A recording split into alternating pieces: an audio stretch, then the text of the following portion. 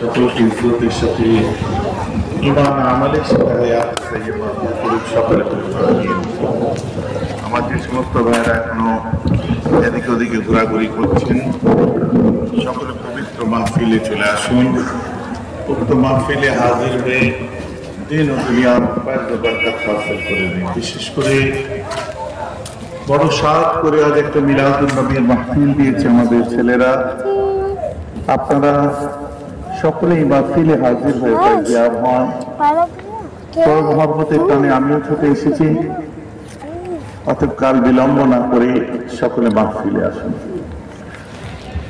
أعوذ بالله من الشيطان الرجيم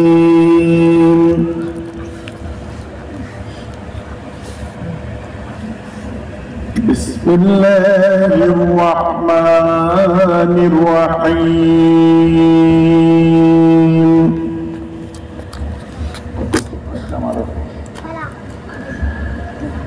الحمد لله كفى وسلام على عباده الذين اصطفى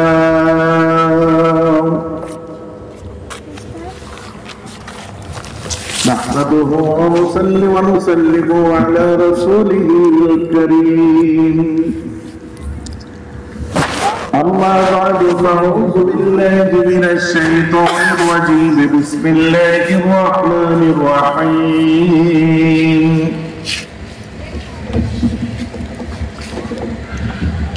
إن الله وملائكته يصلون على النبي يا أيها الذين آمنوا صلوا عليه وسلموا تسليما اللهم صل على سيدنا مولانا محمد سيدنا مولانا أرادوا بشكل مولد أرادوا بشكل اللهم صل على مولانا وعلى سيدنا مولانا محمد ما جاءنا من شمع قربة أحيدا أن لا يشم مضي الزمان دوايا صبت الأيام صائب لو أنها صبت على الأيام سرنا لياليا اللهم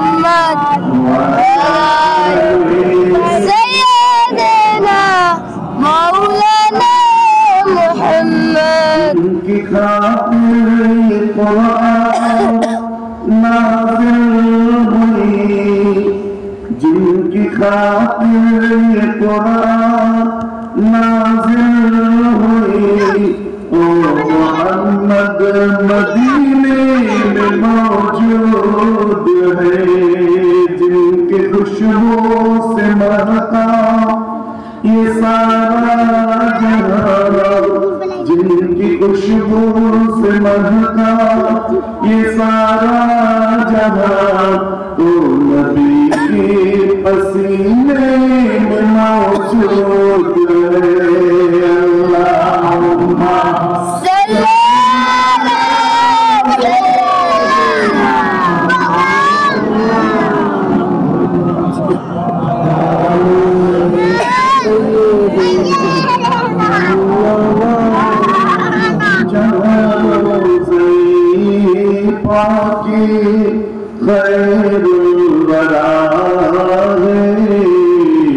वो जन्नत नहीं है तो फिर और क्या है जहाँ मैं कहाँ हो मदीने की गलियां, ये किस्मत नहीं है तो फिर और क्या है। जो आफी को पानी कमली में छुपा ले, जो दुश्मन को भी जख्मों खा के दुआ दे, जो आफी को पानी कमली में छुपा ले, जो दुश्मन को भी जख्मों खा के दुआ दे, उसे और क्या नाम दोगे ज़माना, वो रहमत नहीं है तो फिर और क्या है।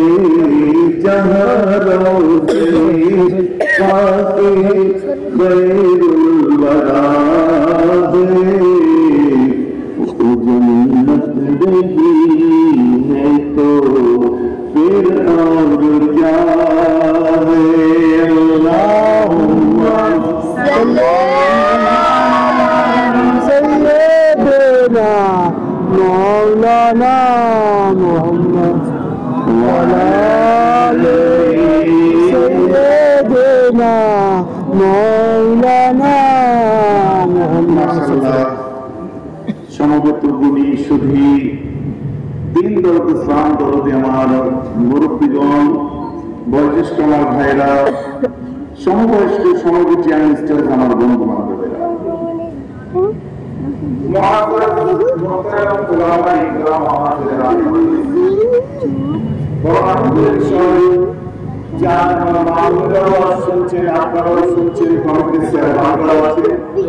আপনাদের সকলকে সময় মাশাআল্লাহ। সন্ধ্যার পর থেকে এতক্ষণ ওয়াজ শুনলেন, শুনে আপনারা রীতিমতো মুগ্ধ হয়েছেন। আমার আগে আমার ভাই আপনাদের মঞ্চে সুমধুর গন্ধে অনেক সুন্দর সুন্দর আলোচনা করেছেন, আপনারা তা শুনলেন। বড় গুরুত্বপূর্ণ কথাবার্তাগুলো বলছিলেন। প্রথম দিকে আমি একটু শুনলাম, আমার সময় গাড়ি থেকে শিক্ষার কথা তিনি বলছিলেন, দিনী ইলমের কথা তিনি বলছিলেন। সত্যি এগুলো আমাদের জন্য অত্যন্ত জরুরি। যদি বলেন দিনী শিক্ষা কি, দিনী শিক্ষা কেবল নামাজ, রোজা, হারাম হালাল এগুলো যেমন আছে, সাথে সাথে দিনী শিক্ষার মধ্যে সবকিছু আছে। আপনার আমার সামাজিক জীবনের শিক্ষা আছে, অর্থনৈতিক জীবনের শিক্ষা আছে, পারিবারিক জীবনের শিক্ষা আছে, আপনার আমার রাষ্ট্রীয় জীবনের শিক্ষা আছে, আপনার আমার চলাফেরা, ওঠা বসা, তহজিব, তামাদ্দুন, সংস্কৃতি, কালচার, লাইফস্টাইল সব শিক্ষা কিন্তু এর মধ্যে লুকিয়ে আছে। মাইকেলা ভাই কোথায় গো? ওই পাখাটা মারছে মাইক্রোফোনে, পাখাটা একটু ঘুরিয়ে দেন না আমার দিকে, আরেকটু পিছন দিকে চেপে দেন, ঘুরান ঘুরান। অনেকটা হয়েছে, ঠিক আছে।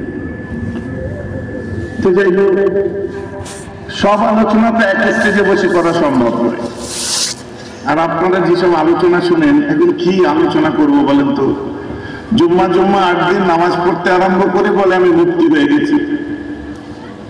জুম্মা 8 দিন মসজিদ মুখী হয়েছে, এখন বলে মৌলানা হয়ে গেছি। পাড়াই পাড়াই দ্বন্দ্ব, পাড়াই পাড়াই ঝামেলা, ফিতনার দ্বার উন্মোচিত হয়েছে। আগে আপনাদেরকে ফতোয়া নিতে যেতে হতো মুফতির কাছে, ফুরফুরা শরীফে, যে কোনো বড় আলিমের কাছে যেতে হতো। আর এখন 2-4 ওয়াক্ত নামাজ পড়া আরম্ভ করেছে, সেও ফতোয়া যাচ্ছে, বলে এটা করতে নেই, ওটা করতে হয়, ওটা ভুল, ওটা ঠিক, ওটা বিদআত, ওটা সুন্নাত, ওটা অমুক, ওটা তমুক। বুঝতে পারছেন? তাতে কি হচ্ছে? পাড়ায় পাড়ায় ঝামেলা, দ্বন্দ্ব, ভাই ভাই মুখ দেখা দেখতে নেই, ঈদে মিলামিলি নেই। হঠাৎ করে এদিক ওদিক করে আর চলতে পারছে না, কারণ পিছনে তো অনেক বড় স্বার্থ লুকিয়ে থাকে। হঠাৎ করে দেখা যাচ্ছে কোথায় একটা ভিড় পড়ে গেছে, পরে দেখা যাচ্ছে রাতারাতি মসজিদ হয়ে গেছে। এসব ঘটনাগুলো ঘটে থাকে সচরাচর। কারণ এই কিচ্ছু নয়, ये हाल तेरा चाल है मतलब तेरा माल है বললে খারাপ লাগবে অনেককে। তো আমি তো দুশ্মন হয়েই আছি, থাকি না। তবে শুনুন, আপনারা যে চোখে ধর্মটাকে দেখেন, আপনার আঞ্চলিক চোখ দিয়ে আমি ধর্ম দেখি না। মাফ করবেন কথাটা বলার জন্য, আঞ্চলিক চোখ দিয়ে ধর্ম দেখি না। একটা ছেলের মাথা আমি এক্ষুনি খারাপ করে দেবো, কথা আমার বুঝতে পারছেন? ভাইজান কি করে মাথা খারাপ করবেন? আমি ওকে সঙ্গে সঙ্গে বলবো যে আল্লাহ রাসূল হুজ্জাতুল বিদার সময় কি বলে গেছিলেন? বলছে আমি তোদের জন্য দুটো জিনিস রেখে গেলাম, কিতাবুল্লাহ, আল্লাহর কিতাব ও সুন্নাত রাসূল এবং তার রাসূলের সুন্নাত অর্থাৎ হাদিস। যখন হাদিস আর কোরআন রেখে গেছে, আল্লাহ রাসূল বলছেন ওখানে তো পীরের কথা বলেনি, ইমামের কথা বলেনি, আলিম ওলামা মাওলানার কথা বলেনি, কারো কথা বলেনি। নবী বললেন তোদের কাছে দুটো জিনিস রেখে গেলাম, একটা কোরআন, অপরটা হলো হাদিস। এখন নিয়ে না কোনটা চলতে হবে? জিনিসটা কি বলবে?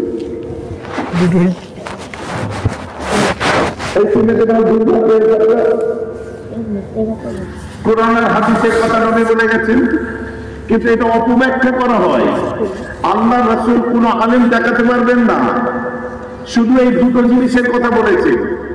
আল্লাহ রাসূল যদি এই দুটো জিনিস যে হাদিসের মধ্যে বলেছেন, ওখানে নবীজি বলছেন আমি তোমাদের জন্য আল্লাহর কোরআন, কিতাবুল্লাহ, আল্লাহর কোরআন এবং তার রাসূলের সুন্নাত, অতএব হাদিস রেখে গেলাম। এই সুন্নাত মানে হাদিস, এটা আলেমদেরকে বোঝাতে পারবেন না। আমার কথা বুঝতে পারছেন? সুন্নাত মানে হাদিস, এটা পাবলিককে বোঝাতে পারবেন না। আমার নবী যখন রেখে গেলেন, শোনেন, আপনার কাছে সুন্নাত মানে হাদিস হতে পারে, কিন্তু একটা আলেমের কাছে যদি সুন্নাত মানে হাদিস হয়, তার প্রশ্ন আসবে, টাইটেল সেকেন্ড ইয়ারে একটা প্রশ্ন আসবে, মাল ফারকু বাইনাল হাদিস ওয়া সুন্নাহ, হাদিস আর সুন্নাতের মধ্যে তফাৎ কি? তার মানে হাদিস আর সুন্নাত এক নয়, নিশ্চয় তফাৎ আছে, তাই প্রশ্ন করে। আমার কথা বুঝতে পারছেন? এবার আসুন, আল্লাহ রাসূল যেটা করেন সেটা করা কি? আপনারা সবাই বলবেন সুন্নাত, প্রত্যেকেই বলবেন, যুবকরাও বলবে সুন্নাত। বুখারী শরীফ খুলুন, সহিহুল বুখারীর মধ্যে আমার রাসূল বলছেন আল্লাহ নবী আলাইহিস সালাতু ওয়াস সালাম আতা সুবাতাত কাওমিন ফাবালা কায়মান, আমার রাসূল একটা গোত্রের মধ্যে আসলেন, এসে আমার নবী দাঁড়িয়ে পেশাব করেছিলেন। এটা সহিহ হাদিস, বুখারীর হাদিস। আমার নবী পেশাবটা দাঁড়িয়ে করেছিলেন। এখন নবী যেটা করে সেটা সুন্নাত, এই সুন্নাত কেউ আদায় করবেন? হলো তো? কেন হাদিস না এটা? ভাই যে আমার কথা বুঝতে পারছেন?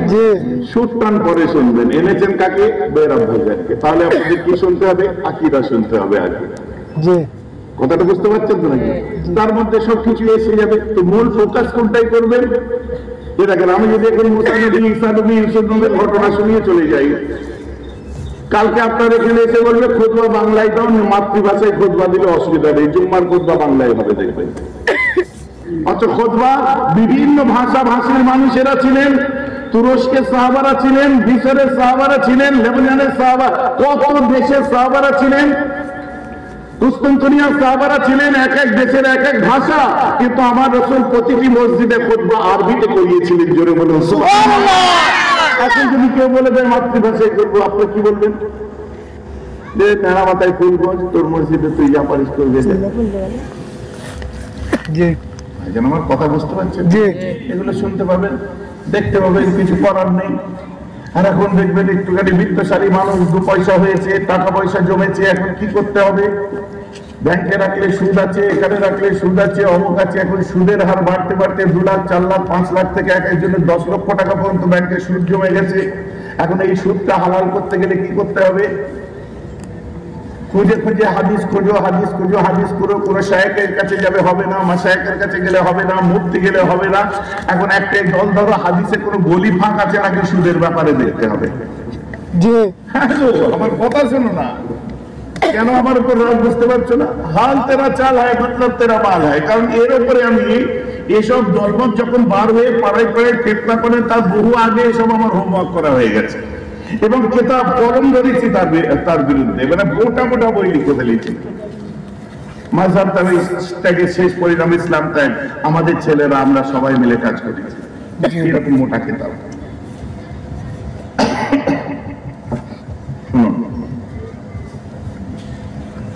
ঢাকা, বাংলাদেশ ঢাকা নাম শুনেছেন? গাজীপুরে আমি গেছি, আমাকে বড় সাহায্য করে দাওয়াত করে নিয়ে গেছে, ফুরফুরার পীর এসছে। আমি যে বেসিক আলোচনা করছি, পাবলিক দেখে আমি কি করলাম, বেসিক আলোচনা আরম্ভ করলাম। আমার যুবকরা ভাইরা, তোমরা যখন নামাজে দাঁড়াবে, পবিত্র স্থানে পবিত্র অবস্থায় যে দাঁড়াবে এবং নামাজে যখন দাঁড়াবে, তোমাদের যখন তাহরিমা বাঁধবে, ওই সময় হাতের দুটো বড় আঙ্গুলকে কানের লতি বরাবর নিয়ে যাবে, শাহমাতুল উজনাইন। তোমার দুটো ইবহামাইন, কানের বড় হাতের দুটো বড় আঙ্গুলকে এলা শাহমাতুন, মানে এইটা শাহমাতুন মানে লতি আছে না, আমার আবার ব্যাখ্যা পারে, বুঝলেন? ছোট থেকে সোয়াদ দোষ নাকি আল্লাহ জানে, এখন সুয়াকর দিয়ে শুনতাও দেখে যায়।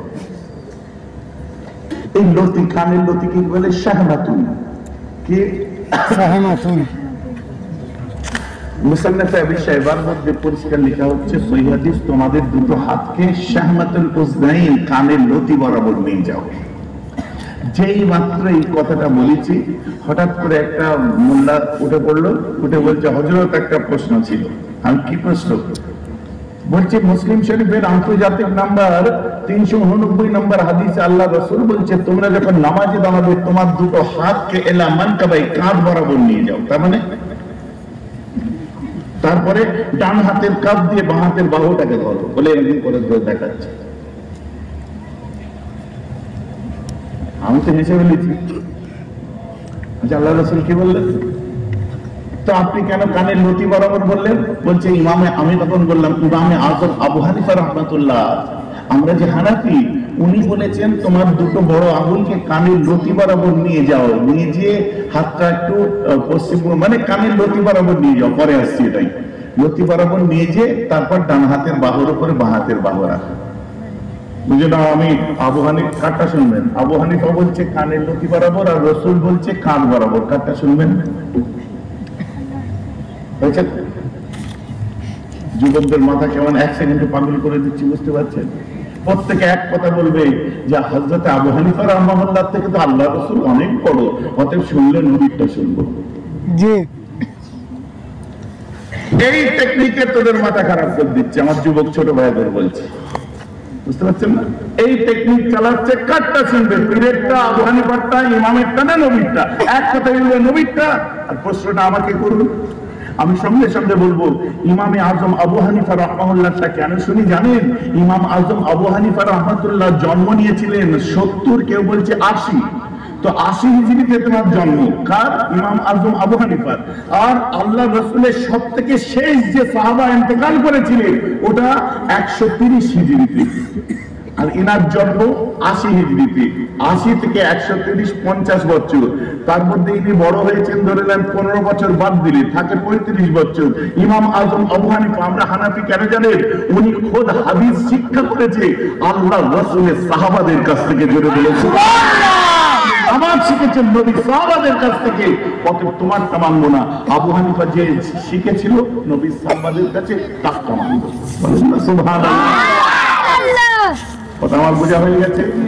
এখন তোমার কোন আহমদ দিদার, জাকির নায়েক, তারপরে কি বলে বিনবাজ, তোমার ওই যে কি নাম শেখ হুসাইন, তারপরে কি বলে এইসব আছে, এরা কবে নবী সাহাবাদের কাছে? কিন্তু সেদিনকার। কারটা শুনবে এবারে? তুমি ঘষেছো, তুমি মেজেছো, তুমি রং করেছো, আমি পালিশ মেরে চপচপি করে দিচ্ছি। কি হানাফি জামাতের মানুষ আমরা সারা পৃথিবীতে 97% মুসলমান আমরা ইমাম আজম আবু হানিফাকে মানি। 100 জনের মধ্যে 97 জন। কোথায় ঢুকিয়ে রাখবেন? যাকে খুশি জিজ্ঞাসা করবে। আসুন, আমি সঙ্গে সঙ্গে তাকে জিজ্ঞেস করেছি, ভাই আপনি ভুল পাঙ্গা নিয়ে নিয়েছেন। বলে কেন? আমি যাকাত খেয়ে, ফিতরা খেয়ে নয়, বাপের হালাল পয়সা দিয়ে স্কুলে ভর্তি লাইনে ভালো জায়গায় ভর্তি হইনি, স্কটিশ চার্চ কলেজে ভর্তি লাইনে বলে আমি মৌলানা হইনি।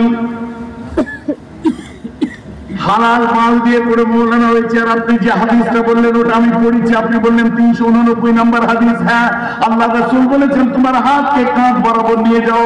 এখন ঠিক তারপরে 390 নম্বর হাদিসে আল্লাহ রাসূল কি বলছে দেখান। 390 কি বলেছে? আজ বাবা 89 পড়েছে, 90 পড়েন না, মানে ওর পরের হাদিসটা এটা বুঝতে পারছেন? 390 নম্বর হাদিসে আল্লাহ রাসূল বলছে তোমাদের হাত দুটোকে একটু ফারাগাত করে দাও। 391 কি লিখেছে জানেন? ওই হাদিসে আন্তর্জাতিক নাম্বার 391 আল্লাহ রাসূল বলছে তোমার হাতটাকে কান বরাবর নিয়ে যাও। বলেন সুবহানাল্লাহ। আমি সাইবার মধ্যে সহিহ হাদিস আল্লাহ রাসূল বলছেন তুমি তোমার হাতের দুটো বড় আঙ্গুলকে ইলা শাহমাতিল উসনাইন কানের লতি বরাবর নিয়ে যাও। আমি আবু হানিফারটা কেন শুনলাম জানেন? কানের লতি বরাবর আমরা নিয়ে যাই না, এরকম কানের লতি বরাবর নিয়ে গেলে অটোমেটিক আপনি যে বললেন 389 নম্বরে নবী বলেছে হাতকে কাঁধ বরাবর নিয়ে যাও, আবু হানিফারটা শুনেছি বলে অটোমেটিক হাত কাঁধ বরাবর চলে এসছে। এই দেখুন সুবহানাল্লাহ বলেন না। 89 নম্বর 90 নম্বরে বলছে আঙুল ফাঁক করে। দেখুন আমরা একটু আঙুলটাকে ফাঁক করে দিই, ফারাগাত করে দিই কিবলার দিকে, তাই না? 391 নম্বরে বলছে হাতটা কান বরাবর দিয়ে যাও। এই দেখুন কানের লতিতে আবু হানিফার কথা শুনে হাত দিয়েছি, হাত অটোমেটিক কান বরাবর এসে গেছে। এসেছে না আসেনি? এসেছে না আসেনি? আর মুসান্নাফে আবি শাইবার মধ্যে বলছে যে তুমি কানের লতিতে দুটো বুড়ো আঙুলটাকে দিয়ে বাঁধো। আপনি একা পড়েছেন, কাঁধ বরাবর নিয়েছে, একটা হাদিসে সওয়াব পেয়েছেন। আর আমি আবু হানিফারটা শুনেছি বলি এক তাহরিমা বাঁধাই আমি 4-4টা হাদিসের উপর আমল করেছি। জোরে বলুন সুবহানাল্লাহ। এই জন্যই আমরা ফিকহে হানাফি ফলো করি। যেন আমার বক্তব্য বুঝে গেছে। তাহলে একটা, আরে বাবা কলকাতায় তো ঘন ঘন যাতায়াত করেন, ফিল স্কুল স্ট্রিট চেনেন? Mirza Ghalib street, free school street, new মার্কেটের পেছনে লিন্সি স্ট্রিট, দেখবেন সব বিদেশি সব সাহেব প্রেম ঘুরে বেড়ায়, তাই না? একটা সাহেব প্রেম ঘুরতে ঘুরতে দেখে একটা বিহারি সে লস্যি বিক্রি করছে, রিক্সা টানা রিক্সার পাশে একটা টেবিল লাগিয়ে লস্যি বিক্রি করছে। ফরেনার তো বিদেশে যে সব দামি দামি ওরা সব মাল খায়, বুঝলেন? লাল, নীল, হলুদ, সবুজ সব বিদেশি মাল নিয়ে এসে ঘন সাদা মতো চিন্তা করে মেমটু বলছে আমি হোয়াট ইজ দিস ওয়াইন, এটা কি মাল সাদা ঘন কেন? বুঝতে পারছেন না? তখন জিজ্ঞাসা করছে হোয়াট ইজ দিস, ये तो बुझे उल्टे जाते। पांच लोग कहा बोले हो, कहा बोले तो कहा यस, व्हाट इज दिस? ओ ये पूछबाजी की ये कहा है? बोलते लस्सी भाई, मैंने लस्सी। बच्चे what lassi? Lassi how can you make lassi? बोलेगा रे बाबा, बच्चे थोड़ा सा खट्टा दही, ये फास्ट बोलते अंग्रेजी में बोल, बच्चे little bit of tel, then putting a smaller teaspoon, 1 teaspoon sugar, then putting black salt, then putting black pepper, then putting little bit of lemon juice, then মোটা পিও জাম ঠান্ডা জাম জালাস পি পিজা বুঝিয়ে দিয়েছি। তো ফরেনার যে পাশেই মার্কেট থেকে খাটা দই কিনেছে, বিট নুন কিনেছে, গোলমরিচ কিনেছে, 2 পিস পাতিলেবু কিনেছে, যে 5 স্টার হোটেলে বসেছে, বসে একটা বড় মতো ওই জগের মধ্যে সব ঢেলেছে, ঢালার পরে এদের ঘুট বেশি ঘুষ মিলিয়েছি তো ঘাঁটি ভুলে গেছে। ও টিভিতে তখন ছিল বাবা রামদেবের চ্যানেল, আর এই যে গুড়গুড় করে দেখেছেন আপনারা, পেটের মধ্যে গুড়গুড় করে একসঙ্গে সব খেয়ে দিয়ে পেটের মধ্যে গুড়গুড়। তো মেন সাহেব এসে দেখছে যে কি আমার ঘর পাগল হয়ে গেল নাকি? হ্যালো আমি are you okay, are you okay, what are you doing? বুঝছে আমি লস্যি ইনসাইড মাই বেলি, মানে পেটের মধ্যে আমি আমার লস্যি তৈরি করছি, সব ঢেলে দিয়েছি। কথাটা বুঝতে পারেননি?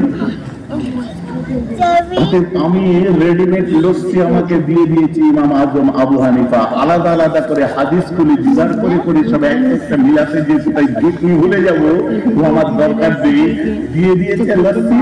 এক কথায় কাজ শেষ, একটা জায়গায় হাত লাগাও, চারটের উপর আমল হবে, সব মিক্স আছে, জান্নাতে যে জান ঠান্ডা করে দাও। বলুন না, আলাদা করে সবকিছু করা। ভাই যে আমার কথা বুঝে যাচ্ছে, যুক্তি দিয়ে বুঝতে হবে, একটু হেকমত দিয়ে, তাই আমি একটু বলেছি। তারপরে বলছে, এরপরে আল্লাহ রাসূল বলছে তোমার ডান হাতের কাপ দিয়ে বাঁ হাতের বাহুটা ধরো। হ্যাঁ, এটা বাহু না, এটা বাহু, এটা তো কোন नाम सुनिस बाहू में चले आओ, बाहू में बाहू डाल के चल रहे, माने हाथे हाथ दिए चला, এটাকে বাহু বলে জানিস নি? তুই কুমিকে বাহু বলছিস? খচ্চর বুঝা। আল্লাহ রাসূল বলছেন যে, আচ্ছা আল্লাহ রাসূল বলেছেন কি ডান হাতের কাফ মানে হাতের তালু দিয়ে বাঁ হাতের বাহুটাকে ধরো, এইটাকে আমরা ধরেছি। এখন বাঁধবেন কোথায়? বলে বুকে। এমন করে যদি বাঁধি পাশের লোকের নাক থাকবে, তহাবি শরীফ করুন বলে দিলাম, তহাবি শরীফ করুন। হাত কোথায় বাঁধতে হবে এটা কোনো ফরজ নয়, ওয়াজিব নয়, কিন্তু বাঁধার ক্ষেত্রে সহি হাদিস একটাই মাত্র তুমি খুঁজে পাবে, তহাবি শরীফ হলো সহি হাদিস। আল্লাহ রাসূল বলছে তুমি হাত নামাও, ছেড়ে দাও, যত ছাড়বে তত মাথা নত হবে। আর আল্লাহ আজিজে ইনকিসারি পছন্দ করে, এখানে বাঁধবে তাকাব্বুরি, চলো বাঁধো, আস্তে আস্তে নামাতে থাকো। তুমি দেখো তুমি অত মাথা নিচু হয়েছে, তাহতা সুররা নাভির নিচ বরাবর হাত যাবে, এখানে নিয়ত বাঁধা হচ্ছে সহিহ হাদিস দ্বারা প্রমাণিত। বলুন সুবহানাল্লাহ। আল্লাহ রাসূলকে এখানে বাঁধেননি। এবারে আসুন, আগে বলেছে হাদিস আর সুন্নাত, আমার রাসূল কথা কখনো বেঁধেছেন, কখনো বাঁধেননি, এখন কি করবেন? আল্লাহ রাসূল কখনো বাঁধেননি, এটা তো পাওয়া যায়। আমাদের মালিকি মাযহাবের মানুষ যারা ইমাম মালিকের ফলোয়ার, ইমাম আজম আবু হানিফার একনিষ্ঠ ছাত্র যিনি, তিনি হলেন ইমাম মালিক, 4 ইমামের এক ইমাম। তো যারা মালিকি মতবাদে চলে, আপনারা কারা উমরা বা হজ করেছেন? একটু হাত তোলেন তো, হাত তোলেন। বাবাজি আছেন, আর কে আছেন? উমরা বা হজ করেছেন? আল্লাহ প্রত্যেককে তৌফিক দিক। একবার আমিন বলুন সবাই। একবার আমার রাসূলের সোনার মদিনা দেখে আসুন, সকলে বলুন আমিন। পয়সা এবছরে জমলে যত তাড়াতাড়ি পয়সা রেডি করবো তত তাড়াতাড়ি যাওয়ার নিয়ত করুন, বলুন আমিন। ওনাকে জিজ্ঞাসা করুন, মক্কা মদিনায় নামাজ পড়েছে, অনেক সময় পাশে দাঁড়িয়ে আছে, আল্লাহু আকবার বলে নিয়ত পেতে পেতেছে, অনেকে নিয়তই বাঁধেন। কি আছে না? ইনি খালি আর চোখে চোখে দেখছে, তিনি আল্লাহু আকবার বলে বেঁধে পাশের লোক তো বাঁধে দেন, তাকে শুরু হয়ে গেছে বাঁধা। তুমি কি করে বাঁধাবে? বুঝতে পারছেন? তাহলে কি হবে? তার কি নামাজ হচ্ছে না? হাদিস অনেক আছে, তবে শুনুন, পৃথিবীর মধ্যে যত সুন্নাত এসেছে সব সুন্নাত হলো হাদিস। পৃথিবীর যত সুন্নাত এসেছে সব সুন্নাত হলো হাদিস, কিন্তু সব হাদিস সুন্নাত নয়। যেমন দাঁড়িয়ে পেশাব করা, এটা সুন্নাত নয়, এটা হাদিস। আপনাদের মাথায় চুল আছে, নবীজি চুল রেখেছিলেন মাথায়, এটা হলো হাদিস। কিন্তু সুন্নাত হচ্ছে কি, আমার নবী সারা জীবন বড় চুল রেখেছে, কাবলান নবুয়া বাদান নবুয়া, সারা জীবন তিনি বড় চুল রাখতেন। কখনো কানের লতি বরাবর রাখতেন, ওকে বলা হয় লিম্মা। কখনো কান থেকে নেমে যেত, ওকে বলা হয় জুম্মা। কখনো স্কন্ধের নিচে, কাঁধের নিচে রাসূলের চুল চলে যেত, ওকে বলা হয় উফরা। 3 কায়দায় আমার নবী চুল রাখতেন। মাঝে মধ্যে চুলগুলো খেজুরের কাঁটা দিয়ে সুন্দর করে পিছনে বেঁধে দিতেন। ফাতেমা মক্কার সময় ইতিহাস পড়ুন, রাসূল পিছনে চুল বেঁধে দিয়েছিলেন। বলুন না সুবহানাল্লাহ। মুজাদ্দিদ জামান বললেন যে বাবা তোমার চুল যেন মেয়েদের মতো না হয়ে যায়, তো উফরা করতে গিয়ে কতদূর ঝুলাবো? বেদাতিদের মতো লাগবে, ফকিরদের মতো লাগবে। বাবা তোমাদের কাঁধের রিডের হাড্ডি পর্যন্ত গেলে ওখান থেকে তোমরা কেটে ফেলবে। আবার তাই আমাদের মুজাদ্দিদ জামান বলেছে উফরাটা আমরা কি করি, এই যেমন কাঁধের হাড়ের একটু নিচে আমার নেমে গেছে, এবার আমি কেটে ফেলবো। এই যে নেমেছে না যায় ঝাড়াটা, কথাটা আমার বুঝতে পারছেন? তবে আমাদের মুজাদ্দিদ ফলো করি, আমাদের শায়েখ ফলো করি, শায়েখের হুকুম, এটা ওয়াজিব নয়, ফরজ নয়, বাস আমরা চলি। আমার কথা বোঝা যাচ্ছে? তো চুল সবাই রাখেন, চুল রাখাটা হাদিস, কিন্তু রাসূলের তরিকায় চুল রাখাটা হলো সুন্নাত। আবার নবী বলছে তুমি যখন বাথরুমে যাবে, পেশাব করতে যাবে, ওই সময় তুমি বাথরুম যাওয়ার আগে পড়ে দেবে আল্লাহুম্মা ইন্নী আউযু বিকা মিনাল খুবসি ওয়াল খাবাইস। পড়ার পরে তোমার বাঁ পাটাকে আগে বাথরুমে বাড়াবে, তারপর পেশাব পায়খানা যা করার করবে, এরপরে তুমি ইস্তেঞ্জা করবে। ইস্তেঞ্জা স্যানিটেশন, ওটা হচ্ছে পোছাপোছি, মোছামুছি, ধোয়াধুয়ির কেস। তুমি যদি কুলুক করো, কুলুকের কথায় বেশি তারজিহ দিয়েছি। একটা ইমাম, তার যদি কুলুক করা অভ্যাস না থাকে, তার পিছনে নামাজ পড়া মাকরুহ তাহরিমা। যে ইমাম হবে তার জন্য এসেনশিয়াল কুলুক করতেই হবে। বুঝতে পারছেন? এবারে আসুন, আপনি পানি খরচা করছেন ঠিক আছে, কিন্তু ইমামদেরকে কুলুক করতেই হবে। আমরাও বেশিরভাগ সময়, আমার ব্যক্তিগত অভ্যাস, আমি কুলুক করি, পানি ব্যবহার করি, কুলুক করে। কুলুকের জন্য আমার টিস্যু রাখা থাকে সবসময়। না হুজুর কাগজে কি কুলুক হবে? বুঝে নিন, যে কাগজে লেখা সম্ভব নয় তাতে আপনি কুলুক করতে পারেন, তবে খুব দামি কাগজ হলে হবে। কথা আমার বোঝা যাচ্ছে তো নাকি? এইবারে আসুন, খুঁটিনাটি বিষয়গুলো একটু বলে দিই, সময় আছে যখন। আল্লাহ রাসূল বলছেন তারপরে তুমি ইস্তেঞ্জা করবে, বার হয়ে আসবে। এখন আমার নবী এক জায়গায় দাঁড়িয়ে পেশাব করলেন, ওটা হলো হাদিস। ওটা সব ক্ষেত্রে সবার জন্য প্রযোজ্য নয়। অনেক ক্ষেত্রে এয়ারপোর্টে অনেকে আছেন যে দেখছেন যে বসার কোনো সিস্টেম নেই, আছে না? যে দেখছেন বাবা বাথরুমটা বড়টাই ঢুকবেন, সেখানেও দেখছেন ইংলিশ কোমোড লাগানো আছে। এখন ওখানে বসতে গেলে আপনার এখানে সব নাপাক লেগে যেতে পারে, কে দাঁড়িয়ে ছেড়েছে তার ঠিক নেই, বুঝতে পারছে, ছিটে লাগতে পারে। তো আপনি সেখানে সাবধানতার সাথে আধ বসা হয়ে হোক, যে কোনো ভাবে আপনার কাজটা মেটাতে পারেন, একটা দুটা, এটা আপনার জন্য চলবে। কিন্তু দাঁড়িয়ে মুতা সুন্নত ভেবে মুতলে হবে না। যেমন কথা বুঝতে পারছেন তো, যেখানে সেখানে প্যান্ট খুলে দিয়ে দাঁড়িয়ে পড়লে ওই সব চলবে না। এরা আহলে হাদিসদের একজন ইমাম, যাকে শায়েখ বলা হয়, আমেরিকান নিউইয়র্ক থেকে সালাফি শায়েখ ফতোয়া দিয়েছিল, যদি তোমরা কখনো কখনো দাঁড়িয়ে পেশাব করে ফেলো, এটা জায়েজ আছে, তোমরা সুন্নতের সওয়াব পাবে। বলুন নাউজুবিল্লাহ। এই ফতোয়া উইথড্র করতে বাধ্য হয়েছিল, যেটা আমাদের ভুল। এই নতুন নতুন নবী করেছে, হাদিস চালিয়ে দিল, সর্বনাশ। না না না, আমার মুসলমান খেয়াল করে শুনে করেন, আমার কথা ভুল বুঝবেন না আপনারা। সারা পৃথিবীর বুকে, সারা দুনিয়ার জমিনেতে মক্কা শরীফে এই দেখে এলাম, এখানে এই দেখে এলাম, সব আলোচনা করে না? দেখে এলেন? আপনি কজনকে দেখেছেন মক্কা শরীফে? আমরা দেখে এলাম, এই দেখে এলাম, ওই। আপনি কজনকে দেখেছেন? অত কোটি মানুষের মধ্যে কজনের প্রতি আপনার চোখ গেছে? কথাটা বুঝতে পারছেন? আপনি তো সব রকম ভ্যারাইটি সেখানে দেখতে পেয়েছেন। তামাম দুনিয়ার মানুষ গেছে, শিয়ারাও সেখানে যায়, সেখানে কাদিয়ানিরাও যায়। তো যে যা করছে আপনি শিখে চলে আসবেন, এটা কোনো কথা হলো না। আসুক, যেটা বলছিলাম,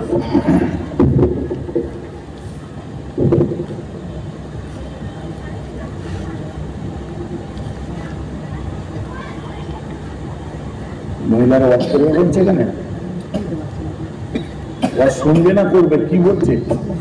ওয়াজ শুনবে? শুনুক শুনুক, অসুবিধা।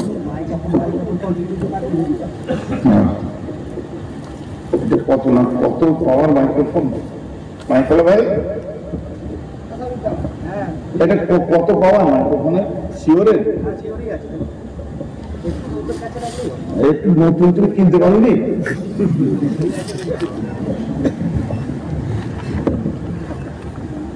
যেটা আমি বলছি বুঝতে পারছেন তো আমার কথা?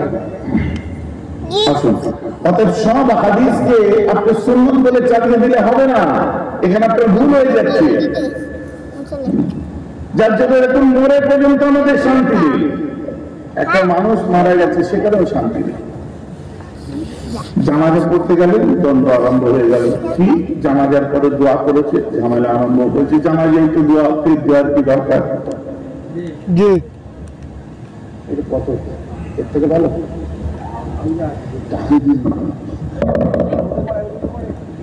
ওল্ড মডেল হয়ে গেছে। লাগবে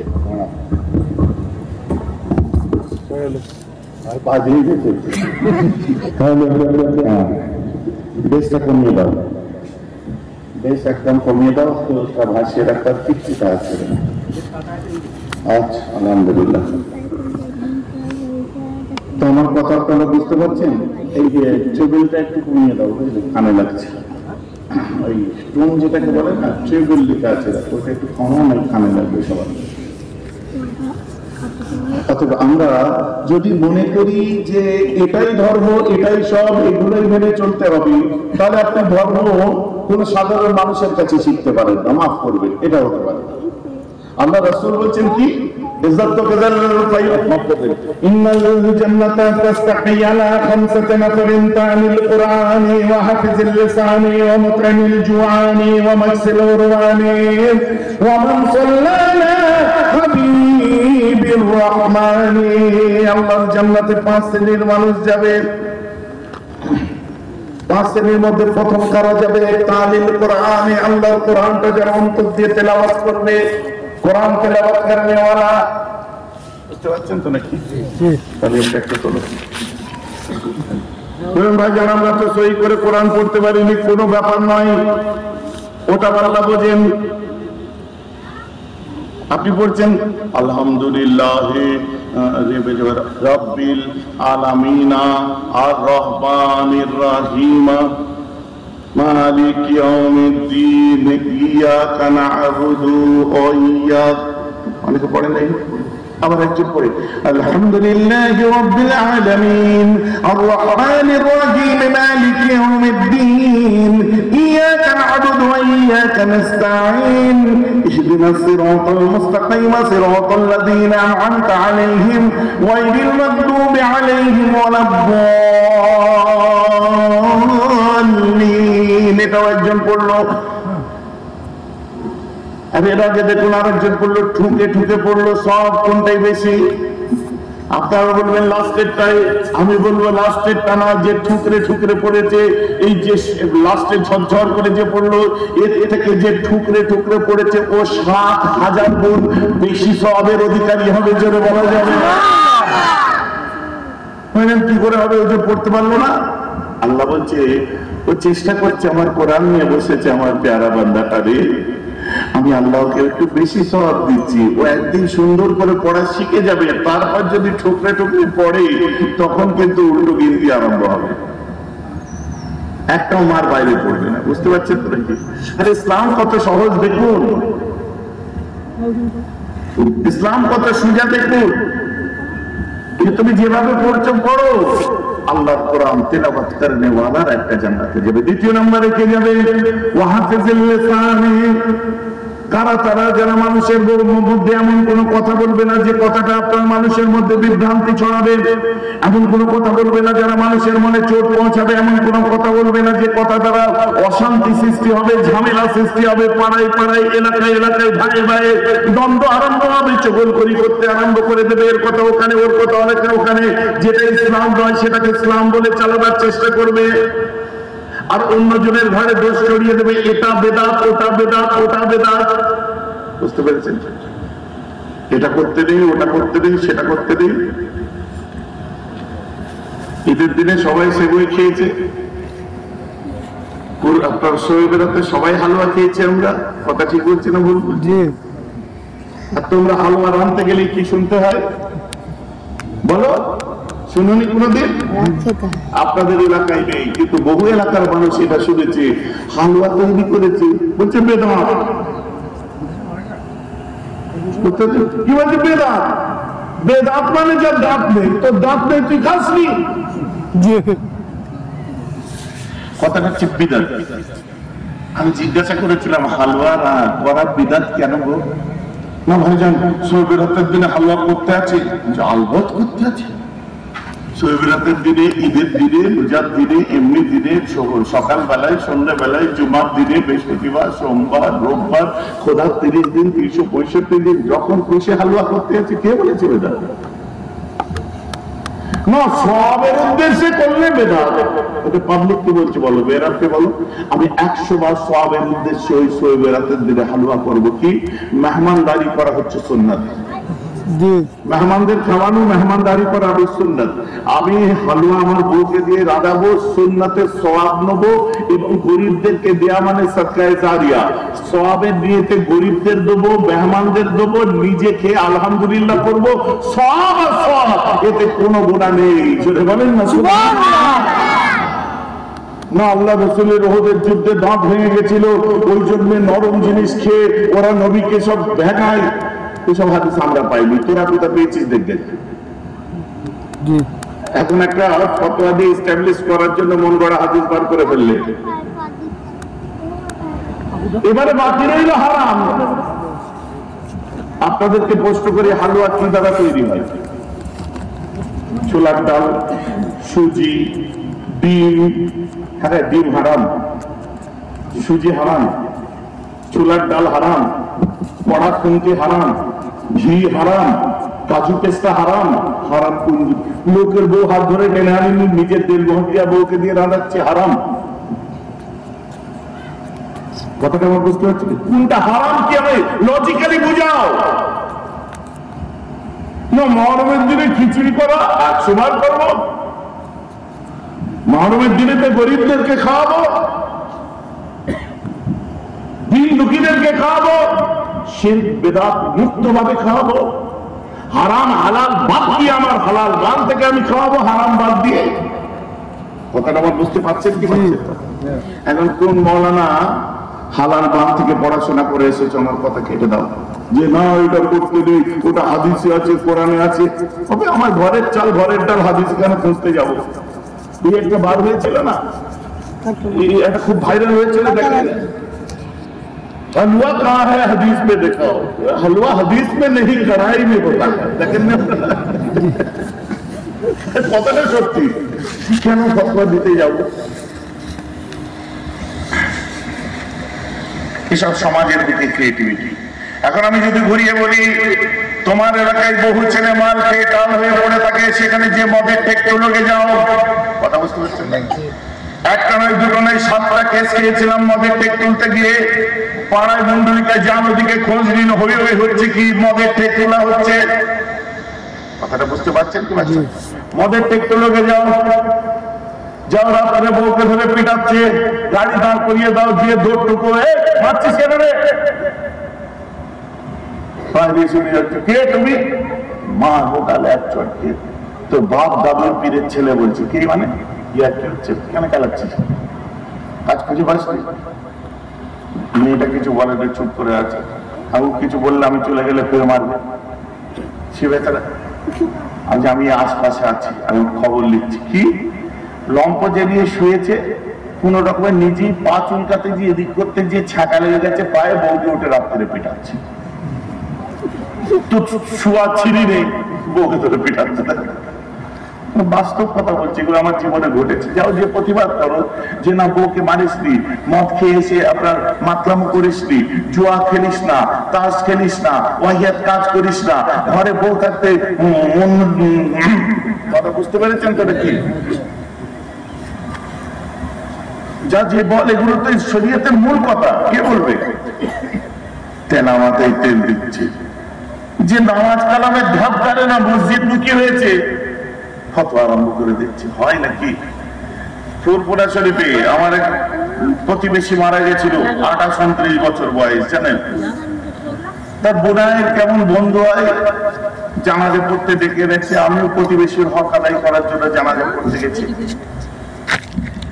এখন একটু চালিয়ে না, চালিয়ে না। আর যে জানাজা পড়াতে এসছে তার মডেল দেখে তো আমি বুঝতে পারছি কি মডেল। আরে বাবা, রতনে রতন চিনে একটা কথা হয় না? এদিকে কি লাইনের কাজ হয় বলো না? জরির লাইনের। কি খাকার কাজ করছে? হ্যাঁ, লাল চানা দুধ চা। আচ্ছা, লাল দুধ চা। এরপরে বলো ঠান্ডা না গরম, কাঁচে দেবো না পেয়ালাই, ভাঁড়ে দেবো না, আর কিছু বলবে? ভাইজা আমার কথা বুঝতে পারছেন তো নাকি? আরে বাবা, আপনাদের জরির লাইনের ব্যাপার। কোনটা আপনার কি বলে ঠাড্ডার কাজ, ওটাও আপনারা দেখলে বুঝতে পারবেন। কোটা মেশিন এমব্রয়ডারি, ওটা বুঝতে পারবেন। কোটা কম্পিউটার এমব্রয়ডারি, ওটা বুঝতে পারবেন। কোটা আপনার টিকনিক কাজ, ওটা বুঝতে পারবেন। কোথায় ছাপাটা কি ছাপা চেপেছে বুঝতে পারবেন। এই কাজ কোথায় চলে ওটা বুঝতে পারবেন। ম্যাডামের কাজ না বড় বাজারের কাজ, বুঝতে পারছেন কি পারছেন না? যে লাইনের লোক সে দেখলে বুঝে যাবে যে কেমন কাজ করে। আমরাও রতন চিনি মডেল দেখলে বুঝে নেবো ই হুজুর তো একটু ব্যাক মারবে, আর সত্যি মেরেছে। নামাজ আরম্ভ হয়ে গেল, জানাজা শেষ, আসসালামু আলাইকুম ওয়া রাহমাতুল্লাহ, আসসালামু আলাইকুম ওয়া রাহমাতুল্লাহ। এর আমরা কি করি? একটু ফাতিহা শরীফ, একটু ইখলাস শরীফ, একটু দরুদ শরীফ পড়ি না? জি। কেন? ইসালে সওয়াব করার জন্য। ইমাম সাহেব বলে দেয় কাতার ভেঙে ফেলুন, এখন বিসমিল্লাহর সঙ্গে ফাতিহা শরীফ, ইখলাস শরীফ, দরুদ শরীফ পড়ুন, ইসালে সওয়াব হবে, সবরেসানি হবে। ওটা তো নামাজ নয়।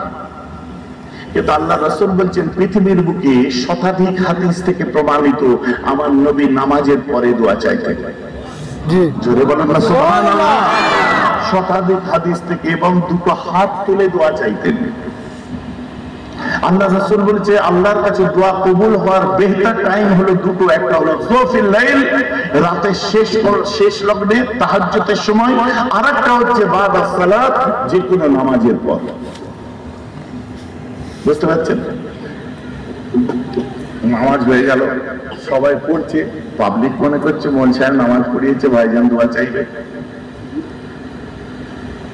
আর আমি দেখছি ইমাল তো দোয়া চা আমার নয়, এই রত্ন তো দোয়া চা নয়।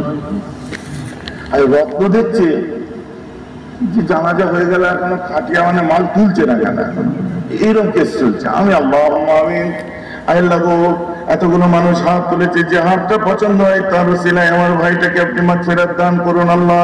আল্লাহ কবর দেওয়া পর্যন্ত সবাই হয়তো থাকবে না, এখন যত বান্দা এসেছে তাদের ইসালে সওয়াবকে কবুল করুন আল্লাহ। আল্লাহকে কবরে শান্তি দিন, আসরে শান্তি দিন। দোয়া চাইলাম, দোয়াটা যা শেষ করেছি, রত্ন পাশে এসে দাঁড়িয়েছে, এসে আমাকে জিজ্ঞাসা করছে দোয়া চাওয়া কি খুব জরুরি ছিল? আচ্ছা কে রে, কেন কি হয়েছে একটু বলুন তো। একটা যুবক ছেলে মারা গেছে, আপনার সেন্স অফ হিউমার নেই, যখন তখন যাতা প্রশ্ন, এই জন্য লোক খেপে যায়। খবরদার এরকম ভাবে দোয়া চাইবেন না। জানা যায় হচ্ছে দোয়া, আমরা আলেম ওলামা, আপনারা বাপদাদার নাম ভাঙিয়ে চলছে, আপনাদের চলুক, বুঝলেন? তাবিজ টাবিজ ভালোই বিক্রি হচ্ছে, জলসা জুলুস করে বাড়ি বাড়ির তো অভাব নেই। আপনারা আমাদের সামনে এইসব কাজগুলো করলে আলিমান আমাদের সামনে আমাদের মুখ দেখানো দায়ী হয়ে যায়, বলে তোমরা থাকা অবস্থায় দোয়া করলে তোমরা মেনে নিলে, এইসব করতে দেয়। খুব দিচ্ছে আমাকে, বুঝলে? আমি চুপ করে সহ্য করে যাচ্ছে, আমি খুব ছাড়ুন না, কেন এত কথা বলছেন? না এরকম করবেন না। আপনি বিয়ে করেছেন? কেন? আমি জিজ্ঞেস করছি। আলহামদুলিল্লাহ আমার দুটো বাচ্চা। আমি আলহামদুলিল্লাহ। হাতটা ধরে বলছি চলেন উধারে যায়। সেই বাঁশ বাগানে, জমির উপরে বাঁশ বাগান থাকে না, আর আমাদের আলু চাষ হয় ওদিকে, মাটি প্লেন করা জমি, হাত ধরে নিয়ে যাচ্ছে। সবাই বলছে ভাইজান কোথায় যাচ্ছে? বলা যাবে ঝগড়া করতে যাচ্ছি। আমি আসছি, চলে গেলাম। বলুন তো কি বলছিলেন? বলছে এই দোয়া করবেন না, এই দোয়া করা কি খুব জরুরি? নামাজটাই যে জানাজা হলো, জানাজাটাই হলো মাইয়াতের জন্য দোয়া, এরকম দোয়া করবেন না। শুনুন, আমি আমার দুটো হাত আমার ঘরের খেয়ে, আমার দুটো হাতকে আমার আল্লাহর কাছে আমি তুলেছি, আমি কোনো দু ছেলের মায়ের হাত ধরে টানিনি। মানে মানে কি? আপনি তো বললেন আপনার দুটো ছেলে,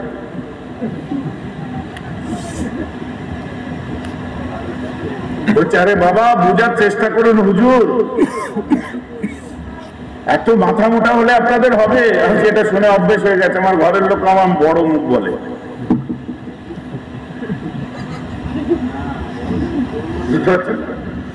আর কি বলে ফেলেছিলাম কি জানি, মুখে দাদা হুজুর আর বুকে দিদি হুজুর না কি বলেছিলাম, তারপর আমার বড় মুখ বড় মাথা কি বলে আল্লাহ কি জানি, বুঝি না।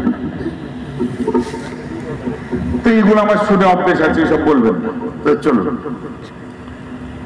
বলছে জানাজা হচ্ছে দোয়া, আর আলাদা করে দোয়া করার দরকার নেই। আজ কোন হাদিসে আছে ওটা? যে নামাজ হচ্ছে একটা ইবাদত, ইবাদতের পরে দোয়াও একটা ইবাদত, দ্বিতীয় ইবাদতটি করা যাবে না, ওটা কোন হাদিসে আছে দেখেন।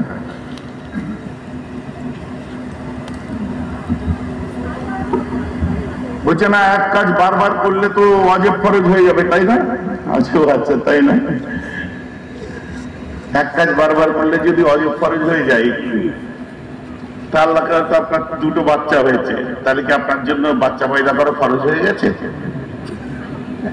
কথা আমার বুঝতে পারছেন না? কারণ ওখানে তো দোয়া পড়ে আপনি যাচ্ছেন, আপনি ওটা গায়ের শরীর ভাবে করলে জেনা হচ্ছে, শরীর ভাবে করছে সওয়াব হচ্ছে, বলেন না আলহামদুলিল্লাহ। আপনি ওয়াজিব ফরজ হয়ে যাচ্ছে না, মানে একটু বোঝার চেষ্টা করে। জানাজাই তো দোয়া, আমি জানাজা দোয়া নয়, জানাজা নামাজ। ভুল বলছেন আপনি, আর আপনারাও শুনেনি যারা বলবে জানাজা মাইয়াতের জন্য দোয়া। আমি বলি তাদেরকে জানাজার মধ্যে আছে দোয়া, কিন্তু ওটা মাইয়াতের জন্য নামাজ। সব নামাজের মধ্যে যেমন দোয়া থাকে কিছু না কিছু, ওই নামাজের মধ্যে মাইয়াতের প্রতি দোয়া থাকে। জোরে বলুন সুবহানাল্লাহ।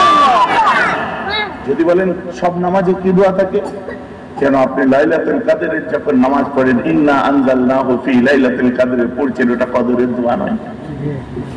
আপনি যখন কি বলে তারাবির নামাজ পড়ছেন, তারাবির মধ্যে যখন আপনি দাঁড়াচ্ছেন, দাঁড়াবার পরে সালাম ফিরছেন, সালাম ফেরার পরে সুবহানাল্লাহ, আপনার সুবহানাল মুলকুল মালাকুত পড়ছেন, ওটা দোয়া নয়?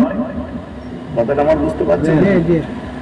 আপনি যে কোনো ফরজ নামাজে দাঁড়াচ্ছেন, যখন আপনি নিয়ত করছেন ফরজুল্লাহ তাআলা মুতাজ্জাহান আলা জিহাতিল কাবাতি শরীফাত আল্লাহু আকবার, নিয়তের মধ্যে দোয়া নয়? ভাইজান কথা বুঝতে পারছেন? যেমন আপনি জানাজায় দাঁড়াচ্ছেন, যে এই দোয়া মাইয়াতের প্রতি দোয়া আপনি বলেছেন তো? বলছে হ্যাঁ আমি বলেছি, আপনিও বলেছেন, সেই জন্যই তো বলছি দোয়া। আচ্ছা, আপনি এই কথা বলেননি ফরজে কিফায়া নামাজে জানাজা কিবলার দিকে মুখ করে 4 তাকবীর সহ ইমামের পিছনে ইক্তেদা করে পড়তেছি, এটা বলেননি? হ্যাঁ বলেছি, আমি ওটা একটু নামাজ হয়ে গেল। আপনি নামাজের নিয়ত করলেন, তার মধ্যে মাইয়াতের প্রতি দোয়া, আপনারাও শুনে দিন। তখন আমাকে বলছে বাবা বোঝার চেষ্টা করুন, জানাজাই হচ্ছে দোয়া। আমি তখন বললাম দোয়া শুনবেন? বলে কি? আল্লাহুম্মা ইন্নী আউযু বিকা মিনাল খুবুসি ওয়াল খাবায়েস। ভাত খাওয়ার সময় এই দোয়াটা পড়েন কি পড়েন না? ভাত খাওয়ার সময় পড়ে না, হারার সময় পড়ে? হ্যাঁ, ওই সময়ই পড়ে। তো যখন বলেই দিলেন, আমি বলি, যখন বাথরুমে হাত করতে যান তখন কি ইমাম রাখেন? যে তুমি আজ কি করে বসবে, তোমার দেখা দেখি আমি বসবো, ইমাম রাখেন? শোনো, ওখানে ইমাম রাখে। আমি কারণ ওটা দোয়া, দোয়ার জন্য ইমাম শর্ত নয়। আর জানাজা হলো নামাজ, তাই জন্য আপনাকে ইমাম রেখে আমরা ইক্তেদা করেছি। বলেন সুবহানাল্লাহ। আপনি যদি বলেন জানাজা হচ্ছে দোয়া, আমি প্রশ্ন করবো আপনাকে, আপনি বাথরুমের দোয়া পড়ে ঢুকে যাওয়ার পর কি কাতার দিয়ে দাঁড়ান? কাতার দিয়ে বউ বাচ্চা সবাই কাতার সোজা করো, একসঙ্গে বসে বলো কি? তাই আবার বলে আমি ওটা দোয়া, দোয়ার জন্য কাতার শর্ত নয়। আর জানাজা হচ্ছে নামাজ, তার জন্য কাতার সোজা করা শর্ত। আপনি দেখুন, যখন বাথরুমে যে বসেন, কানে হাত দিয়ে আল্লাহু আকবার বলে বসেন, বলে না।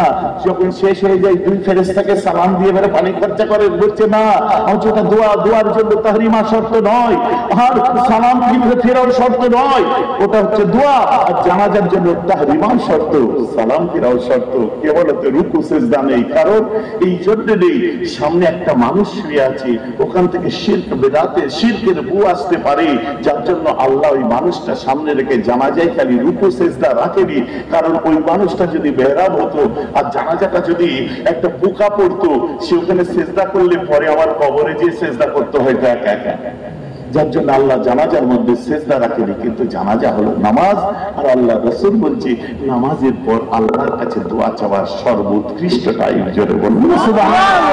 That's why we are praying after জানাজা। নামাজের পরে আমরা, জানাজার পরে আমরা দোয়া করি। বলছে ব্যাপারটা হচ্ছে, আপনারা দেখবেন আপনাদের মসজিদে অনেক ক্ষেত্রে, আপনাদের এখানে হয় কি জানি না, অনেক জায়গায় দেখবেন জুম্মা শেষ হয়ে গেল, ডিঙিয়ে ডিঙিয়ে দুধ দাঁড় করে উঠে পালা। কথা বুঝতে পারছেন? আমাকে স্টেট মসজিদে আমি নামাজ পড়ছি, কান খুলে শুনে নাও, তোমাদের ভুল বুঝিয়েছে, ভুল ঠিক করো, না মরে যাও। কথা বুঝতে পারছেন? আমাকে স্টেট মসজিদে আমি নামাজ পড়েছি, হঠাৎ জুম্মা শেষ হয়েছে, আমার ছোট ভাইয়ের অপারেশন ছিল সেদিনে, মেনাজ ভাইয়ের। খালি জুম্মাটা শেষ হয়েছে, সামনে তো পথ করে একজন উঠে দাঁড়িয়ে পড়েছে। क्या हुआ? बैठो। मुझे मेरा हो गया। आज मेरा हुआ नहीं, बैठो। मुझे हमको जाना है, मुझे हमको दुआ करना। मेरा हो गया बैठ चुप করে বসে পড়েছে বলছে हम इधर से मैं चला जाऊंगा इधर से हम पीछे मेरे बाप बैठे हुए हैं ऊपर से तो छलांग लगा टांगे नहीं तोड़ देनी अभी পিছনে বাপ বসে আছে ওর ঘাড়ের উপর দিয়ে পা তুলে যাবে তো ঠ্যাং ভেঙে দেবো না আমি তার পেছনে চাচা তার পেছনে দাদু ইয়ার্কি হচ্ছে তুমি মক্কা শরীফে পরে আমি তুই মক্কায় যে করবে যেটা মক্কা শরীফ কথাটা আমার বুঝতে পারছেন কি পারছেন আর তোর যদি উঠে পালাবারই ইচ্ছা থাকে তুই পেছনের কাতারে দাঁড়ালি নামাজ শেষ হতো শ্বশুর করে চলে যেতি আর তুই মনে করছিস আল্লাহর কাছে আমি হাত তুলি না পাগল তোর হাতটাই আল্লাহ রিজেক্ট করে দিয়েছে লজ্জায় আর জীবনে তুলতে পারবি না